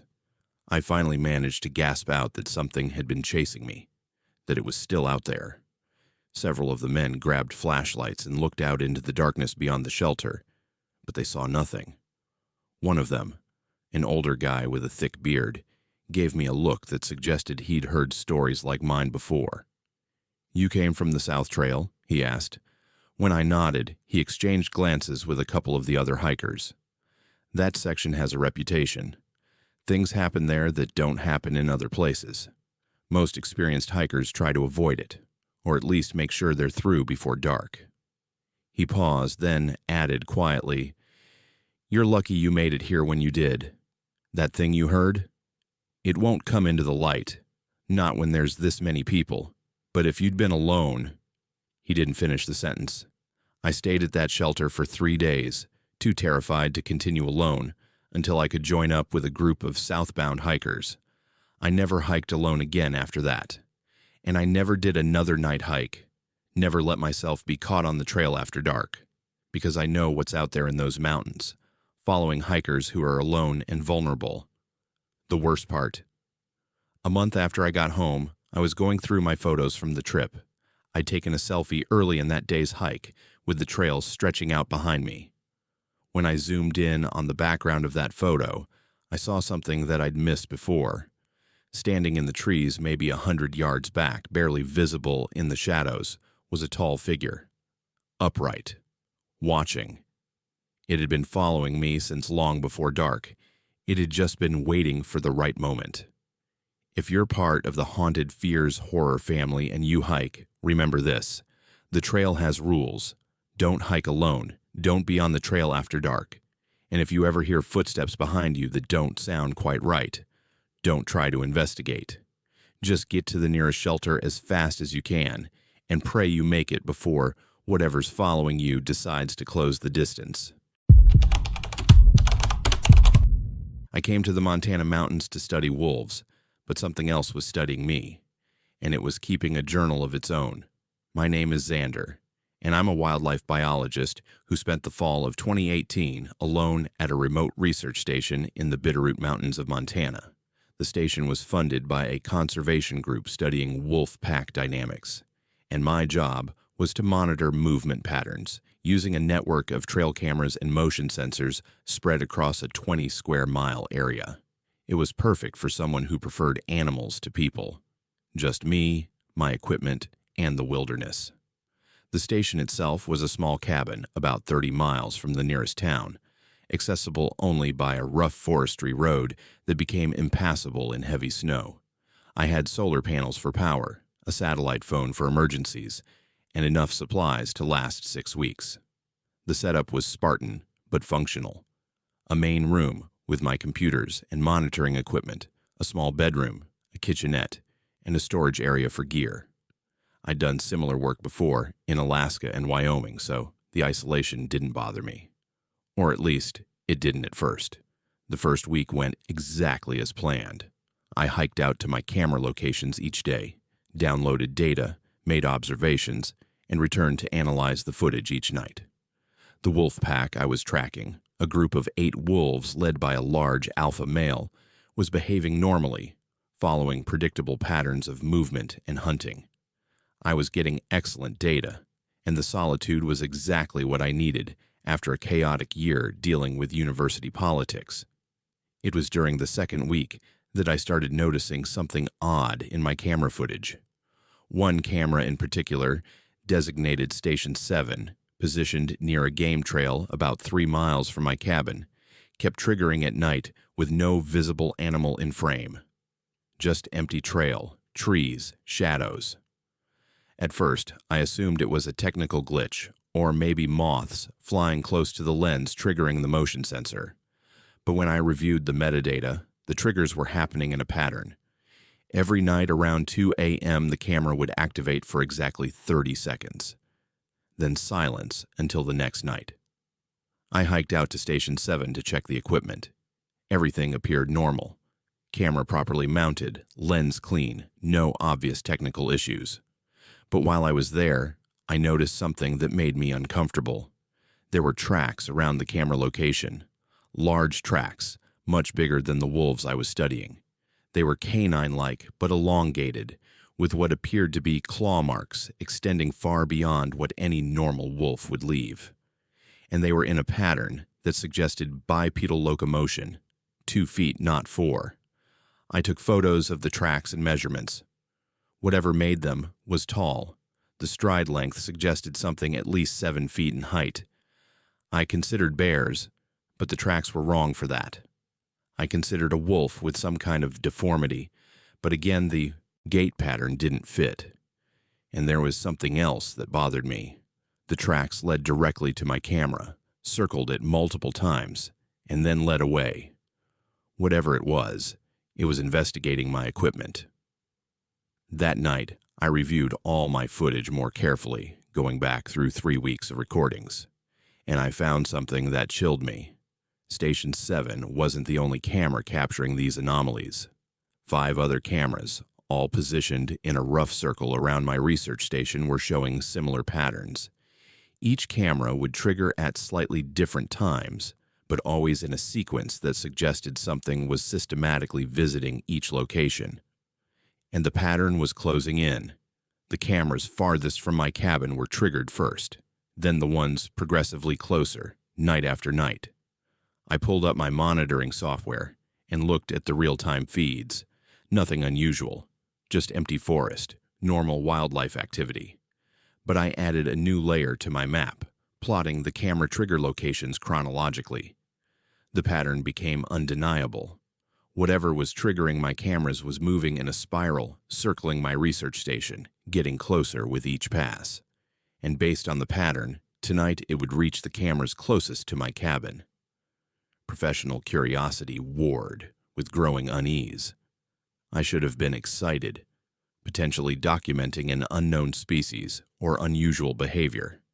But something about the methodical nature of the investigation, the way whatever it was seemed to be deliberately studying my surveillance network, made my skin crawl. It wasn't behaving like a normal animal.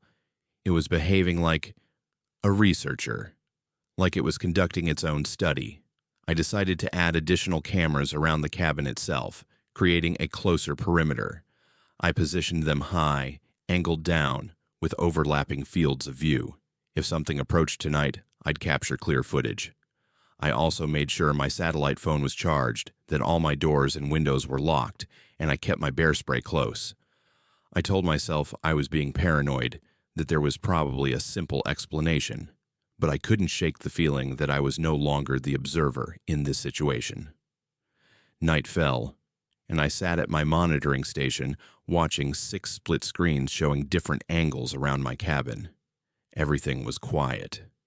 Normal night sounds, wind in the trees, the occasional owl, small rodents moving through the underbrush. I made myself coffee, tried to focus on my data analysis, but kept glancing at the screens. Midnight passed. 1 a.m. Nothing unusual. At 1:47 a.m., camera 12 triggered. The one facing east, toward the densest part of the forest. I leaned forward, watching the recording. For the first 10 seconds, I saw nothing. Then, at the edge of the frame, something moved. It was tall.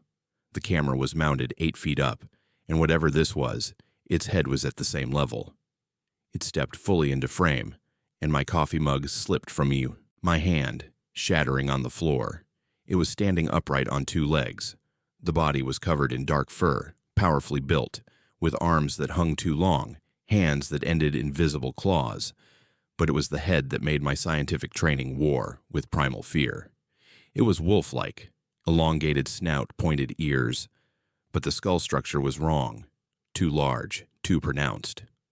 And the way it was looking at my camera wasn't the blank stare of an animal caught by motion sensor. It was direct, focused, analytical. The creature approached my camera slowly, tilting its head as it examined the device. Then it did something that made my breath catch. It reached up with one of those long, fingered hands and adjusted the camera angle slightly, turning it to face more directly toward my cabin. It knew what the camera was. It knew what it did. And it was repositioning it. I watched, frozen, as it moved to camera 13. Same behavior. Examination, repositioning. Then camera 14. It was systematically adjusting my surveillance network, changing angles, creating what looked like optimal sight lines toward specific areas. It was organizing my cameras, improving my setup. The absurdity of it hit me. This creature was conducting peer review of my research methods. When it finished with the cameras, it did something even more disturbing. It walked directly toward my cabin, and I could track its progress as it moved from one camera's field of view to the next. It circled the building twice, its posture suggesting curiosity rather than aggression. At one point, it stopped outside my window, the one next to my desk, and I swear it was trying to look inside to see what I was working on. I sat absolutely still, barely breathing, watching this thing study my workspace through the window. It couldn't see me in the darkness of the cabin, but it could see my monitors, my equipment, the maps on my wall showing camera positions and wolfpack territories. And it seemed interested, like a colleague reviewing another researcher's field notes. After perhaps 5 minutes, it moved away from the window and walked to the center of the clearing where my cabin stood. And then it did something that I still can't fully explain. It started arranging things. There were some large rocks in the clearing, natural features I'd noted but paid little attention to. The creature moved them, deliberately, purposefully, creating a pattern. From my aerial view camera, I could see it was forming a shape. Not random, geometric, almost like a map. I grabbed a notebook and sketched what I was seeing. The rock arrangement formed a rough representation of the terrain around my research station. One larger rock in the center, probably representing my cabin. Smaller rocks positioned around it at specific distances and angles. And then the creature added something else, sticks, placed around the rocks in clusters. I counted them. 8 sticks in one group, the wolf pack. It was creating a physical model of my study area, showing the relationship between my position and the wolves I was tracking. When it finished, the creature stepped back and looked at its creation. Then it looked directly at the aerial camera, the one I used to monitor weather patterns and get a wide view of the clearing. It looked right into the lens. And in that moment, I understood something terrifying. This wasn't just an animal investigating human equipment. This was an intelligent being who understood research methodology, who grasped the concept of observation and data collection, and it had been monitoring my work for weeks. The creature left the clearing, moving back into the forest. I watched it disappear into the darkness, and then I sat in my cabin for the next 6 hours, unable to move, unable to process what I'd witnessed. When dawn broke, I went outside to examine the rock arrangement. It was still there, and in daylight, the precision of it was even more apparent. The distances were scaled correctly. The angles were accurate. This was a map, and it was showing me that whatever created it understood my research better than some of my human colleagues did. I spent that day downloading all my camera footage, backing up every file, making detailed notes of everything I'd observed. That night, the creature returned. Same pattern, adjusting cameras, examining the cabin, and this time adding to its rock map. New elements appeared. Small piles of leaves arranged to show areas where the wolves hunted most frequently. A line of pine cones indicating what I realized was a migration route I hadn't even identified yet. It was showing me things about the ecosystem that I'd missed. It was sharing data. This pattern continued for 3 more nights. Each evening, the creature would return, refine its map, add new information. And I would watch, documenting everything, my fear gradually being replaced by a sense of wonder mixed with deep unease. On the 4th night, it added something new to the map. A small pile of rocks positioned about 10 miles north of my station. I had no cameras there, had never explored that area, but the way the creature arranged the markers suggested it was significant. A den, a territory boundary, something I was meant to investigate. I should have reported all of this. Should have called my supervisor, contacted the university, shared my findings. But I knew how it would sound. I knew I'd be pulled from the field, my research questioned, my credibility destroyed. Who would believe that a bipedal cryptid was helping me conduct wolf research? Who would accept that I'd been engaged in some form of scientific collaboration with an unknown species? On the 6th night, the creature didn't come. I waited, watching my monitors, but my clearing remained empty. I went outside and found that the rock map had been disassembled. The stones returned to their approximate original positions. The only thing remaining was a single large rock placed directly in front of my cabin door, and on top of it was a wolf skull, old, weathered, but intact. A gift, a warning, a data point. I ended my research stint 2 weeks later, hiking out with my equipment and my footage.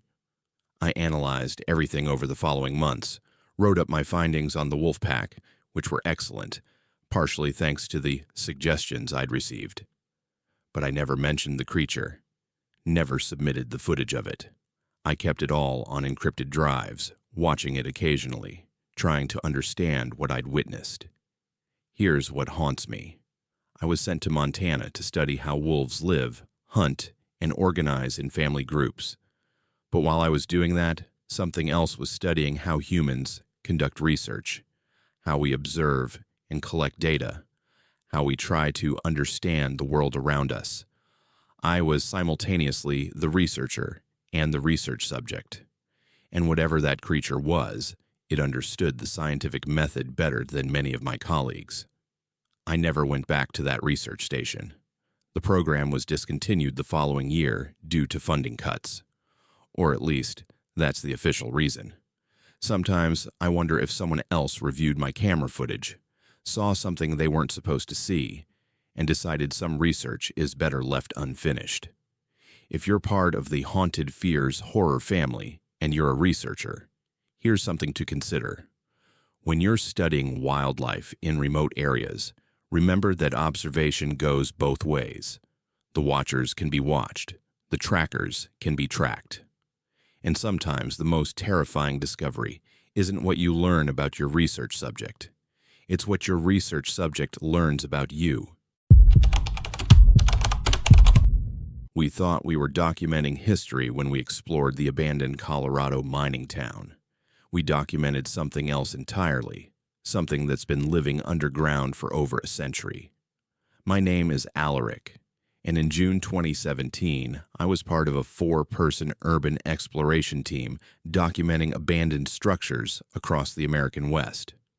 We specialized in ghost towns, places that had thrived during mining booms and died when the minerals ran out.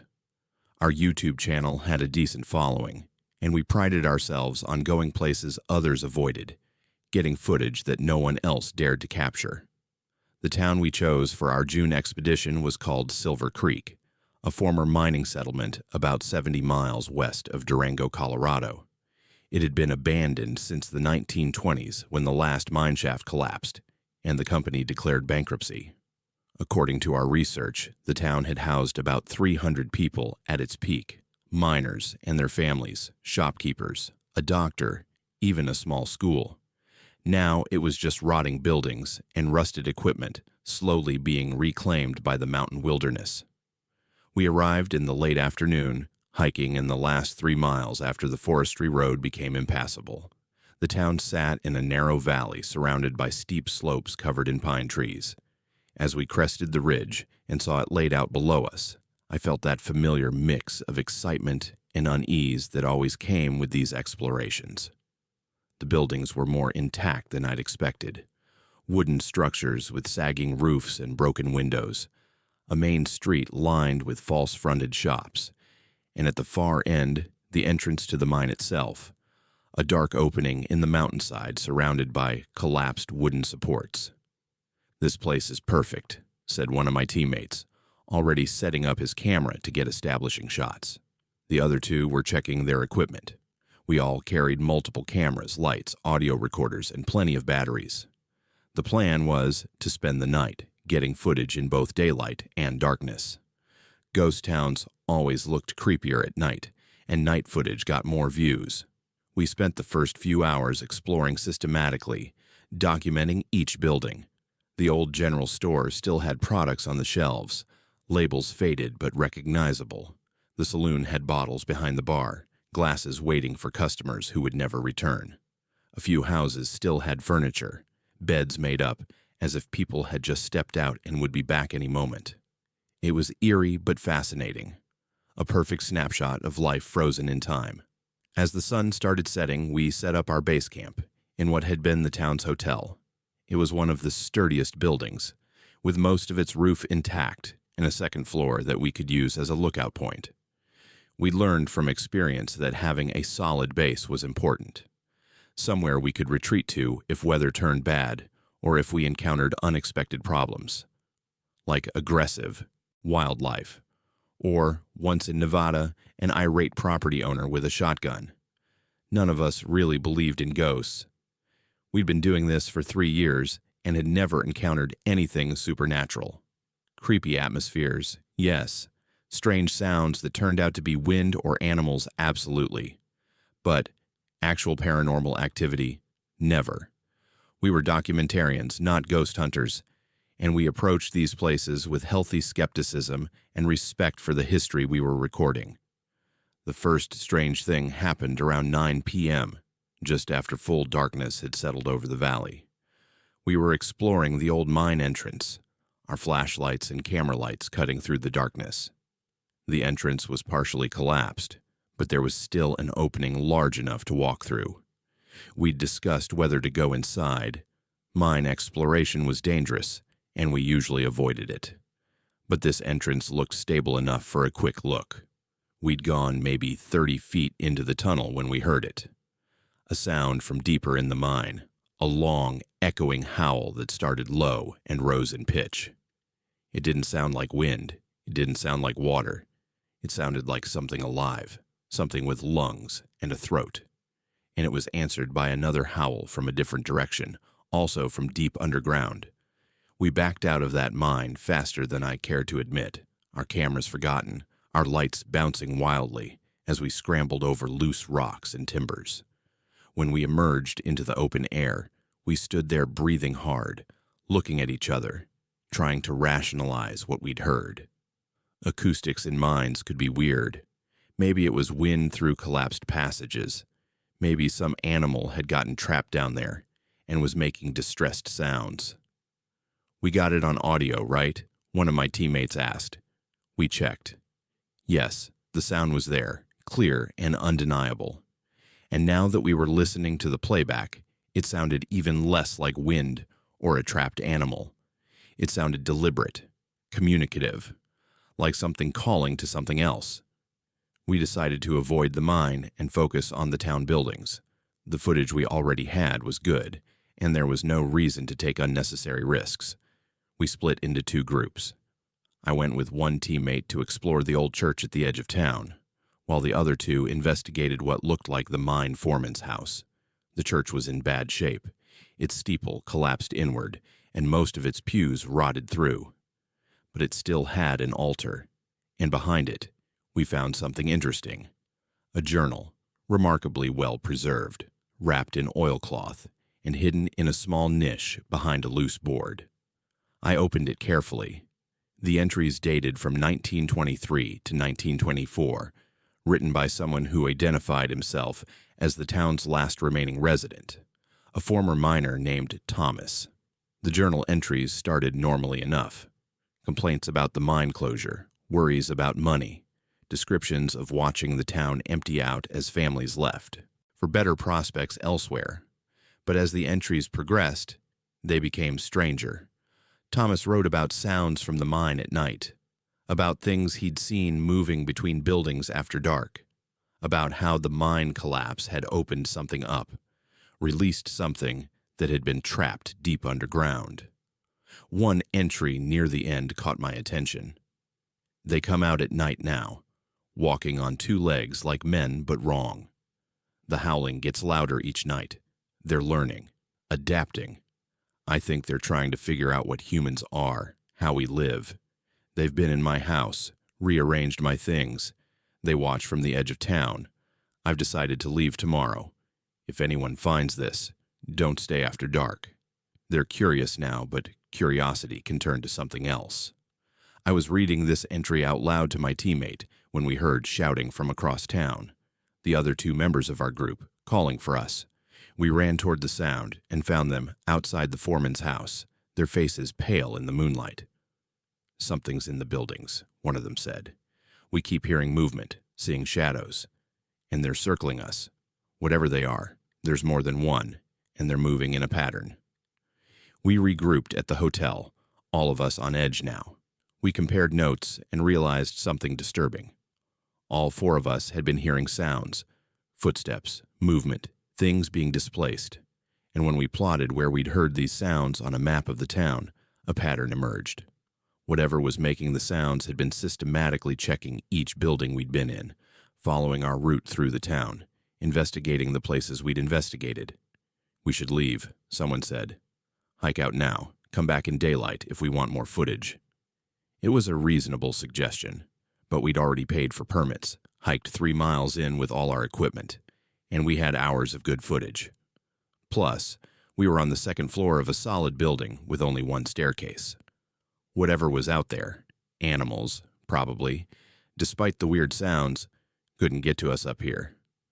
We decided to wait until dawn, taking turns on watch. I took the first shift, sitting at a window that overlooked the main street, my camera ready, watching for any movement.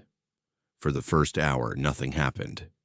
Then, around midnight, I saw them. They emerged from the mine entrance, not from the partially collapsed tunnel we'd explored, but from another opening we hadn't noticed. Maybe a ventilation shaft or a different tunnel entrance. They came out one at a time, and in the moonlight, I could see them clearly. My hands shook as I tried to keep my camera steady.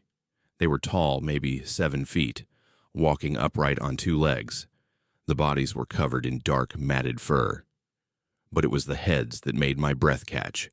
Elongated snouts, pointed ears, distinctly canine features, but on a humanoid frame. They moved through the town with purpose, not the random wandering of animals. They were checking buildings, looking in windows, investigating the places we'd been. I counted 6 of them. They moved as a group but spread out, coordinating their search pattern. And they were heading toward our hotel. I woke the others without making a sound, pointing out the window. We all watched as these creatures systematically approached our position. One of them stopped in the street directly below our window and looked up. I swear it made eye contact with me through my camera. Then it did something that made my blood run cold.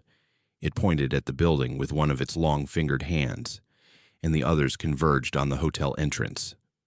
We heard them come inside. Heavy footsteps on the first floor, moving through the old lobby, exploring the kitchen, checking rooms. Then we heard them find the staircase. The wooden steps creaked under their weight as they started climbing.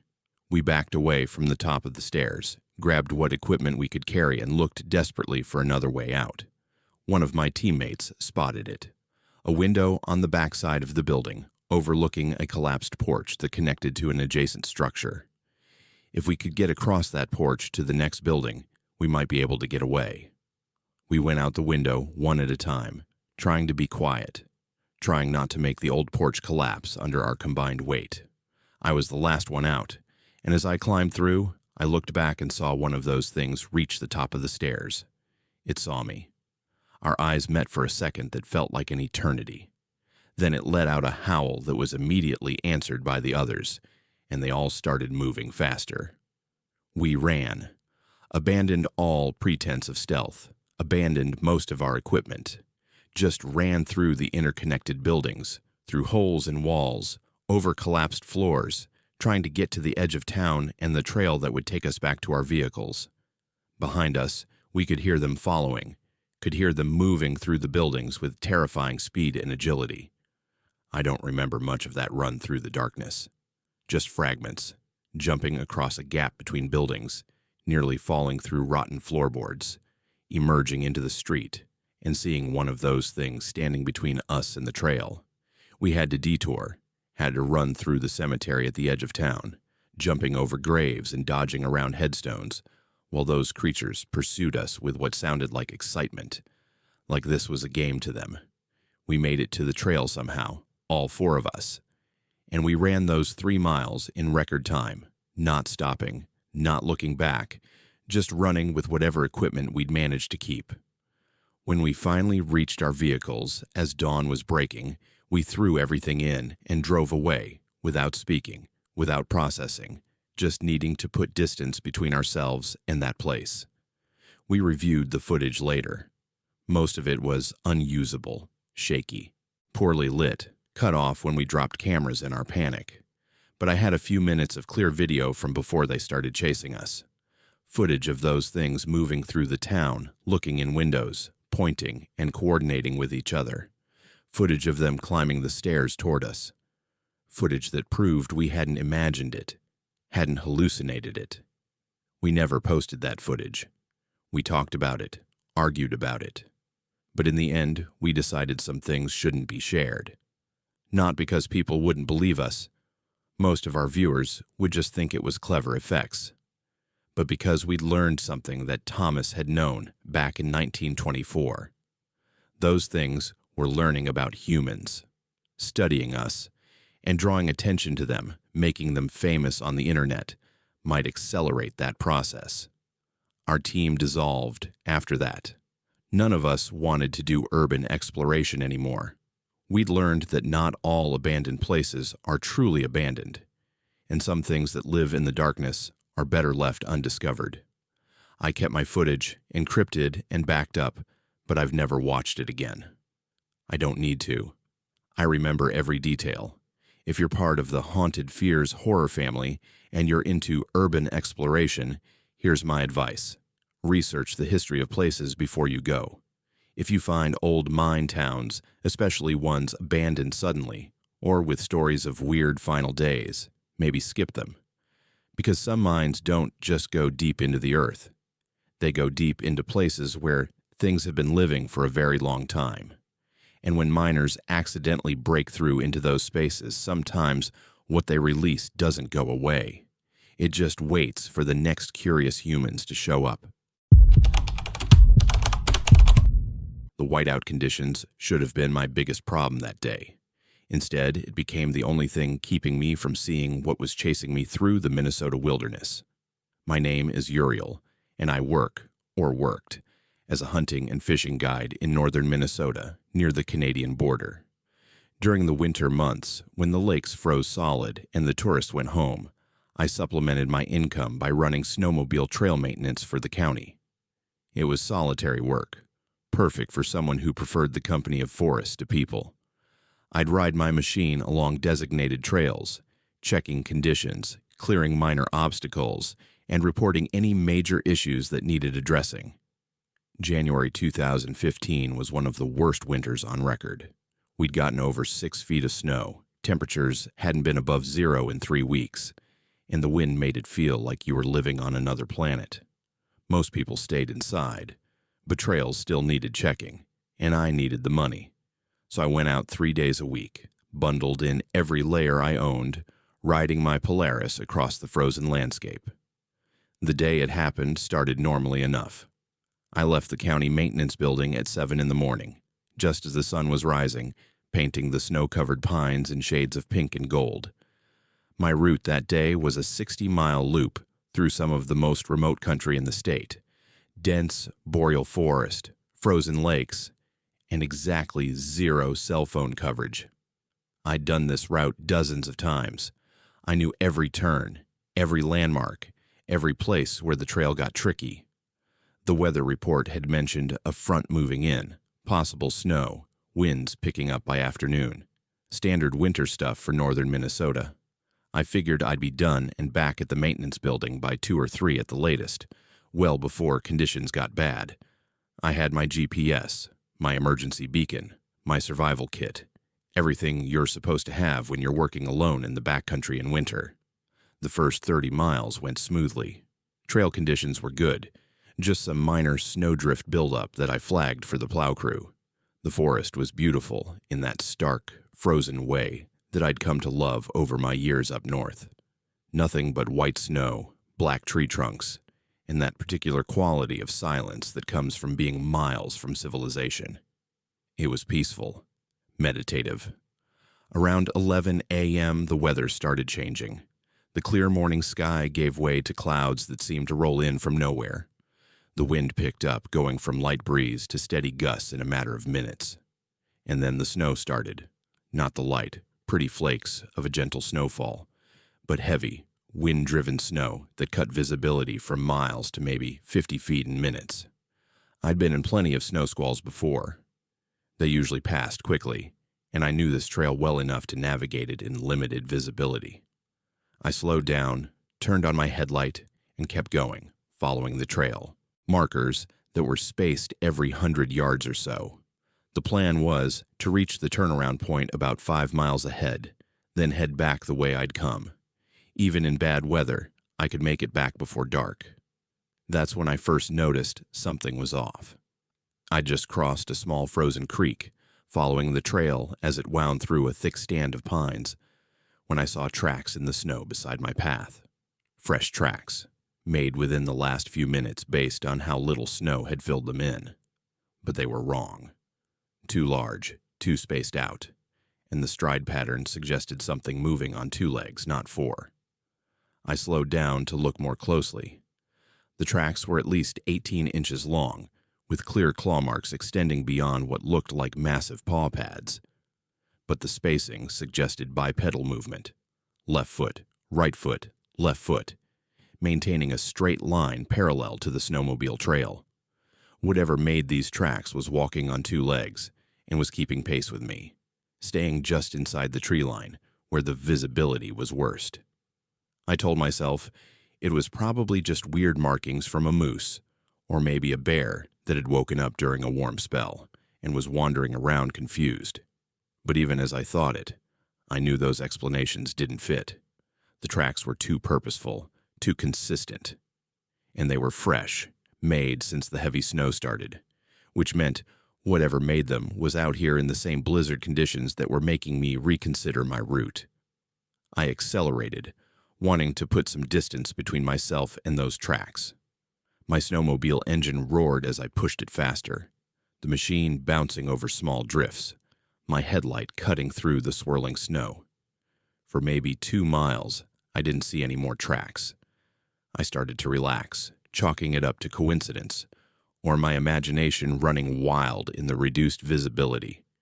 Then I saw them again.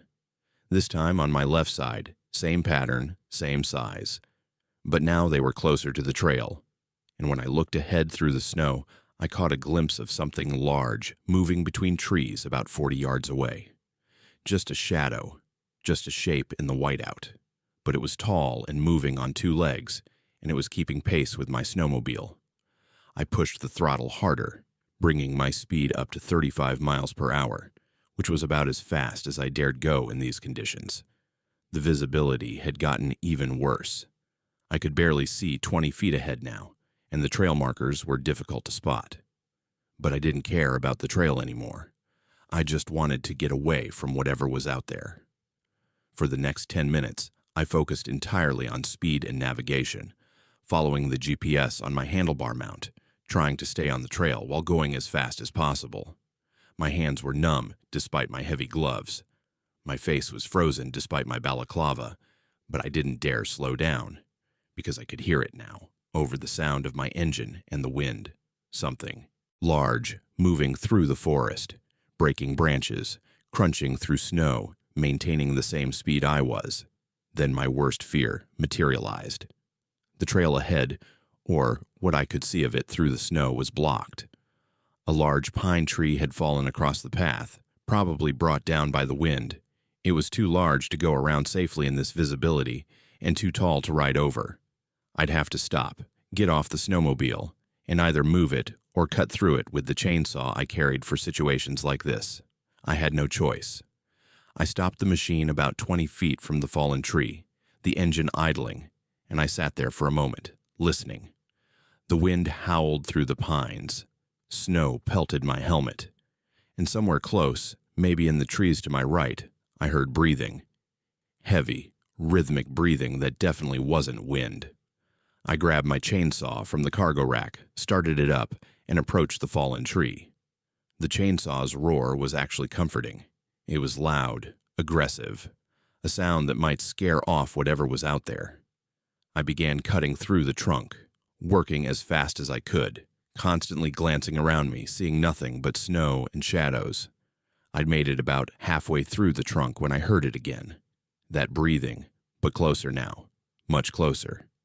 And mixed with it was another sound, a low rumbling that might have been a growl or might have been something trying to vocalize. I looked up from my work and saw it. Standing maybe 15 feet away, barely visible through the blowing snow, was something that made my hands freeze on the chainsaw. It was massive, at least 8 feet tall, standing fully upright on two legs. The body was covered in dark, shaggy fur, matted with snow and ice. But it was the head that made my rational mind shut down. It was a wolf's head, but scaled up impossibly large, attached to this bipedal body. And even through the whiteout conditions, I could see its eyes, amber-colored, reflecting the weak daylight, focused entirely on me. We stared at each other for what felt like an hour, but was probably 5 seconds. Then it took a step toward me. Not running, not charging, just one deliberate step. I revved the chainsaw, holding it out like a weapon, and screamed at it. "Get back! Get away!" My voice cracked with fear and cold, barely audible over the wind and the saw. It tilted its head, the gesture almost curious, and took another step. I backed toward my snowmobile, keeping the running chainsaw between us. My mind was racing. Should I try to fight it? Should I run? Could I make it back to the snowmobile before it reached me? Then it did something that terrified me more than if it had attacked. It opened its mouth and made a sound that wasn't a howl or a roar. It was a sound that had rhythm and pattern to it, like it was trying to communicate. And at the end of that vocalization, it pointed at the fallen tree with one of its massive clawed hands. Not randomly, but deliberately, pointing at the tree that was blocking my path. I didn't understand what it wanted. Was it telling me to finish clearing the tree? Was it warning me about something beyond the fallen pine? The creature made the sound again, more insistent this time, and pointed again. And then it did something that made my hands start shaking so badly I almost dropped the chainsaw. It moved to the fallen tree and grabbed it with both hands. Those hands that shouldn't exist, that broke every rule of biology I knew. And it lifted. The tree was massive, at least 40 feet long, probably weighing several tons. But this creature pulled it, dragging it off the trail like it weighed nothing, clearing a path wide enough for my snowmobile to pass through. Then it stepped back into the trees, its amber eyes never leaving me, and it made one more sound. This one was shorter, simpler, and somehow I understood it. It was telling me to leave, to go, now. I didn't need to be told twice. I dropped the chainsaw, ran to my snowmobile, and fired it up. I rode through that cleared path as fast as the machine would go, not looking back, not slowing down. The whiteout conditions seemed even worse now, the wind even stronger, but I didn't care. I just followed my GPS back to the turnaround point, and then raced back along the trail toward the maintenance building. It followed me. For almost 20 miles, I would occasionally catch glimpses of it through the snow, a dark shape moving parallel to my path, sometimes on my left, sometimes on my right, but always there. Not chasing exactly, more like escorting, making sure I kept moving in the right direction, away from something, or toward something. I never figured out which. When I finally emerged from the heavy forest into more open terrain, the creature disappeared. One moment I could sense it there in my peripheral vision, and the next I was alone. The snow was still falling, the wind still howling, but I was alone. I made it back to the maintenance building 3 hours later than planned, half frozen and in shock. I reported the fallen tree, said I'd cleared it enough to pass, but that it needed proper removal. I didn't mention anything else. How could I? Who would believe that something had helped me, had physically moved a multi-ton tree to clear my path? Who would believe that I'd been escorted for 20 miles through a blizzard by something that shouldn't exist? I quit the trail maintenance job 2 weeks later. Told my boss I was taking a different position, didn't give details.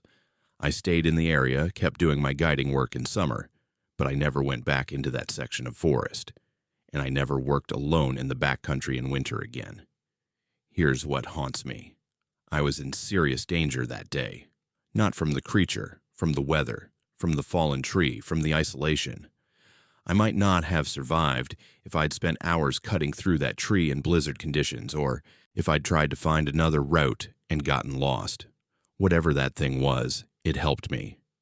It cleared the path and made sure I got out safely. But why? And what was it protecting me from? Or was it protecting something else from me? Sometimes I go back and look at my GPS track from that day. The data is still there. 60 miles of trail riding, with one anomaly. At the point where I encountered the fallen tree, where that creature cleared my path, my GPS shows I was stationary for exactly 3 minutes. 3 minutes that felt like an hour. 3 minutes that changed everything I thought I understood about the northern wilderness. If you're part of the Haunted Fears horror family and you work outdoors in remote areas, remember this. Just because you're alone doesn't mean you're unseen. Just because you're the only human for 50 miles doesn't mean you're the only intelligent being watching the trail. And sometimes, the most terrifying thing isn't being hunted. It's being helped by something that shouldn't exist and never understanding why. I thought inheriting my grandfather's cabin in Idaho would be a blessing. Then I found his journal and realized he'd been protecting us from something for 40 years. My name is Zane, and in April 2022, my grandfather passed away at 93, leaving me his property in northern Idaho, a cabin on 40 acres of dense forest, about 20 miles from the Canadian border. I'd only been there twice as a kid, maybe 30 years ago, and my memories were vague. My grandfather had always been secretive about the place, discouraging visits, making excuses about the rough roads and lack of amenities. After my grandmother died, he'd stopped going there entirely, letting it sit unused for the last 15 years. The lawyer handling the estate gave me the keys and a thick envelope my grandfather had left, with instructions that it should only be opened after I'd visited the property. Your grandfather was very specific about that, the lawyer said. Said you needed to see the cabin first, understand what you were inheriting before you read what he'd written. It seemed like typical old man eccentricity, so I stuck the envelope in my glove box and made plans to drive up and assess the property. The drive took most of a day. The last 10 miles were on a forestry road that hadn't been maintained in years, and the final 2 miles to the cabin were on what could barely be called a trail. When I finally arrived in late afternoon, I understood why my grandfather had discouraged visits. This place was remote. The nearest neighbor was probably 15 miles away, and cell service was non-existent. Just dense pine forest, mountains, and silence. The cabin itself surprised me. From my childhood memories, I'd expected something rustic and run down. Instead, I found a well-built structure that looked more like a fortress than a vacation home. The windows had heavy wooden shutters on the outside, not decorative ones, but thick reinforced shutters with iron brackets and heavy-duty locks. The front and back doors were solid wood, at least 3 inches thick, with multiple deadbolts and a crossbar mount on the inside. The entire structure sat on a raised foundation that lifted it about 4 feet off the ground, with no easy access underneath. I unlocked the front door. It took 3 different keys and stepped inside. The interior was surprisingly clean, preserved by the dry mountain air. My grandfather had left furniture covered with sheets, supplies in sealed containers, even a stack of firewood by the stone fireplace. But what caught my attention were the marks, deep scratches on the window frames, on the door, on the shutters. Not weathering or age, these were claw marks, fresh ones made within the last few years, based on the color of the exposed wood. I walked through the cabin, documenting everything with my phone camera. In the main room, I found more evidence of something. The shutters on one window had been torn partially off their hinges. The repair job was clearly old, but I could see where something had tried to force its way through. The window glass was intact, but there were scratches on it too, and what looked like impact marks, as if something had been striking it repeatedly. The bedroom yielded more disturbing discoveries. My grandfather's bed was still made, but positioned in a corner where he'd have sight lines to both the door and the window. Next to the bed was a loaded shotgun. I checked, still loaded after all these years, and a heavy flashlight. On the nightstand was a notebook, and when I opened it, I found pages of dates and times. 2:30 a.m., 3 outside, circling, did not approach door. 11:45 p.m., heard howling from ridge, closer than last time. 3:15 a.m., something on porch, testing door, left at dawn. These entries went back to 1985, 40 years of notes, documenting something that came to this cabin regularly, something my grandfather had been monitoring and defending against for decades. The most recent entry was dated September 2007, the last time he'd been here. Getting too old for this. Time to let someone else take over. Left instructions in the safe. God forgive me for passing this burden on. I found the safe behind a false panel in the closet. Inside was my grandfather's journal, the full version, not just the brief log entries. I started reading, standing there in the fading afternoon light, and with each page, my unease grew into genuine fear. My grandfather had been a practical man, a logger, an outdoorsman, who didn't believe in superstition, but his journal described encounters that had tested that skepticism to its breaking point. He'd bought this property in 1982, planning it as a retirement retreat. The first summer had been normal, but that first winter, when he'd stayed here alone for a week, things changed. He'd heard something outside at night, footsteps circling the cabin, heavy and deliberate. When he'd looked out the window, he'd seen something standing upright on 2 legs, tall enough that its head was level with his second-floor window. He'd written, "Not a bear. I've seen hundreds of bears." This was something else, something that walked like a man but wasn't a man. The journal detailed years of encounters. Whatever these things were, they came regularly, always at night, always in winter. They seemed territorial, responding to human presence in their domain. But they were also curious. My grandfather described finding evidence that they'd been on his porch, examining things he'd left outside. Once, he'd left a toolbox on the porch, and in the morning, Every tool had been removed and arranged in a neat line. Not destroyed, not scattered. Arranged. Over the years, my grandfather had fortified the cabin. The reinforced doors, the shutters, the raised foundation, all designed to keep these things out. He'd learned their patterns, their behaviors. They avoided fire, so he always kept the fireplace burning on winter nights. They seemed uncomfortable with bright light, so he'd installed powerful floodlights around the cabin, and they appeared to respect barriers. If a door was locked, they'd test it but rarely tried to force it. The journal's final entries were the most disturbing. My grandfather had come to believe that whatever these creatures were, they'd been here long before humans settled this area.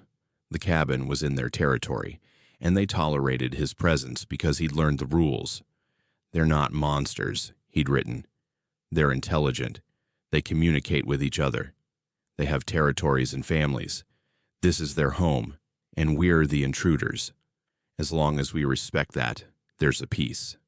But if someone comes here who doesn't understand, who challenges them.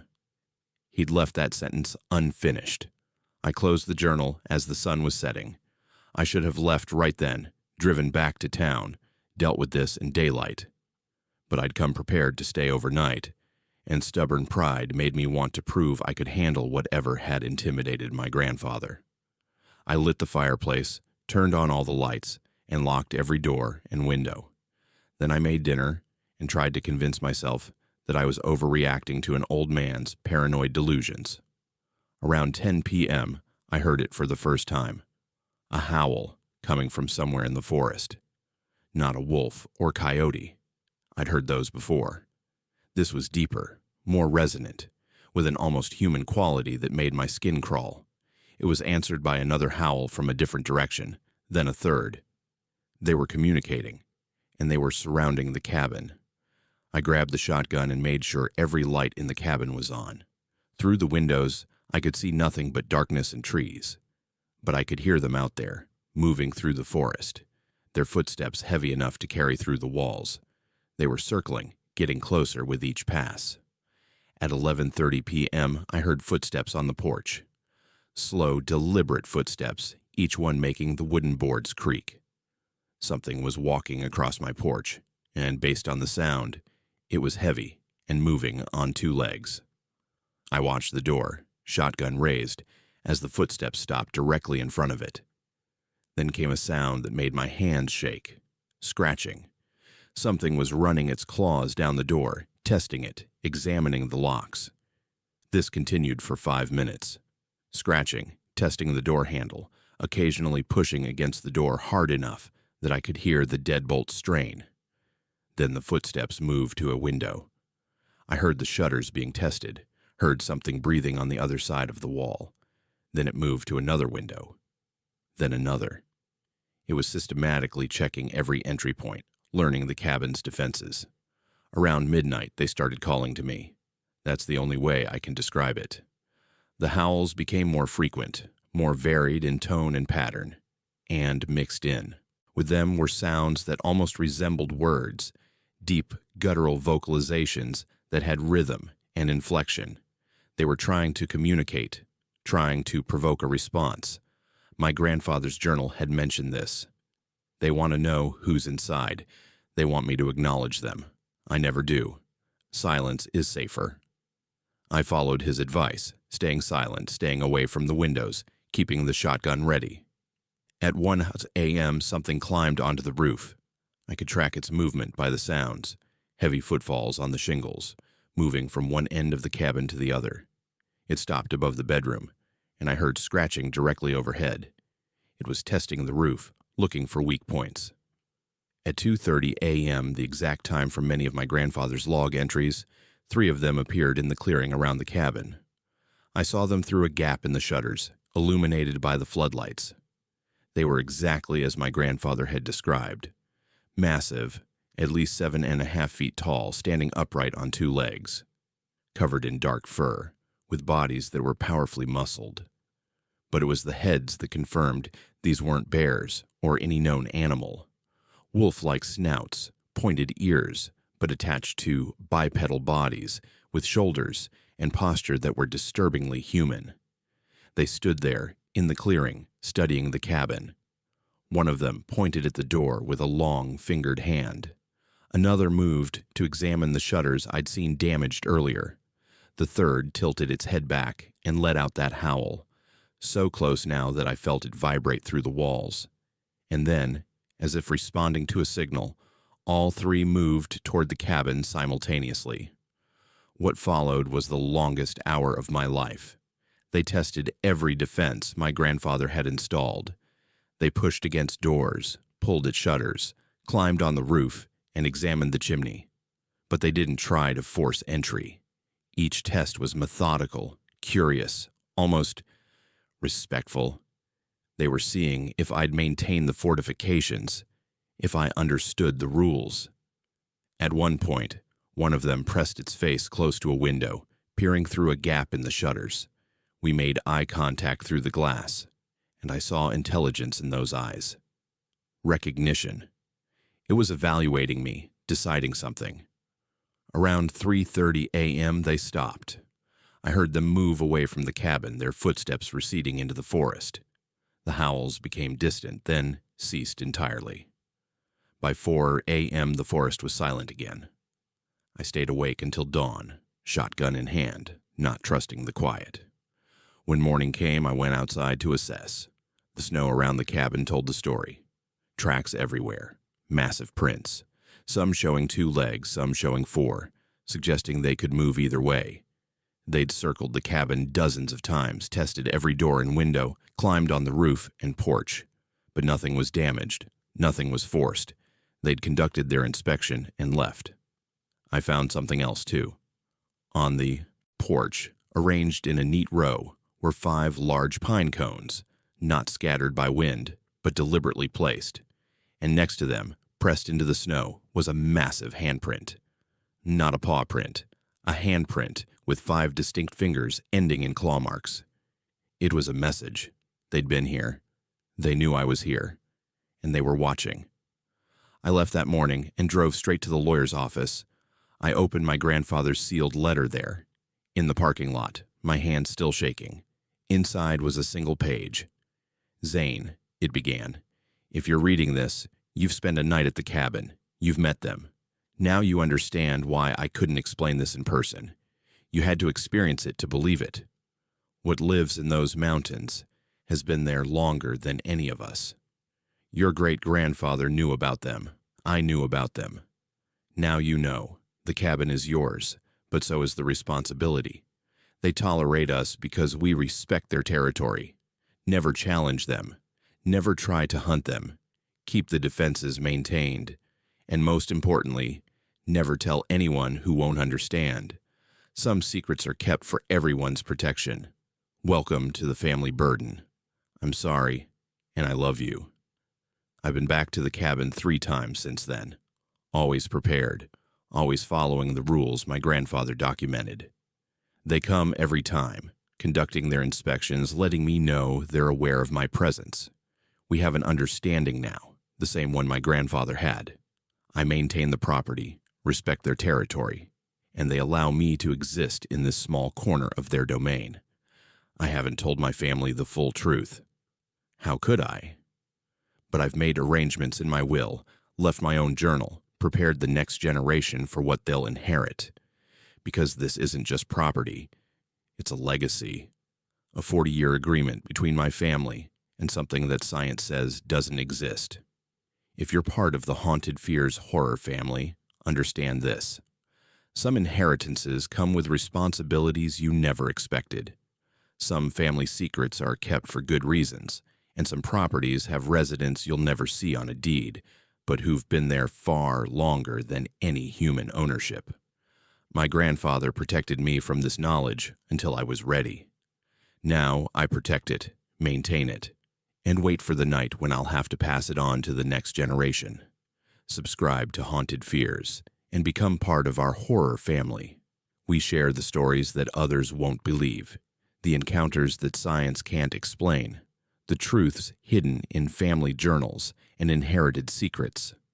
Hit that notification bell because some legacies are too important to face alone, Join Haunted Fears, where every story reminds us that the darkness holds more than we know, and some inheritances last forever.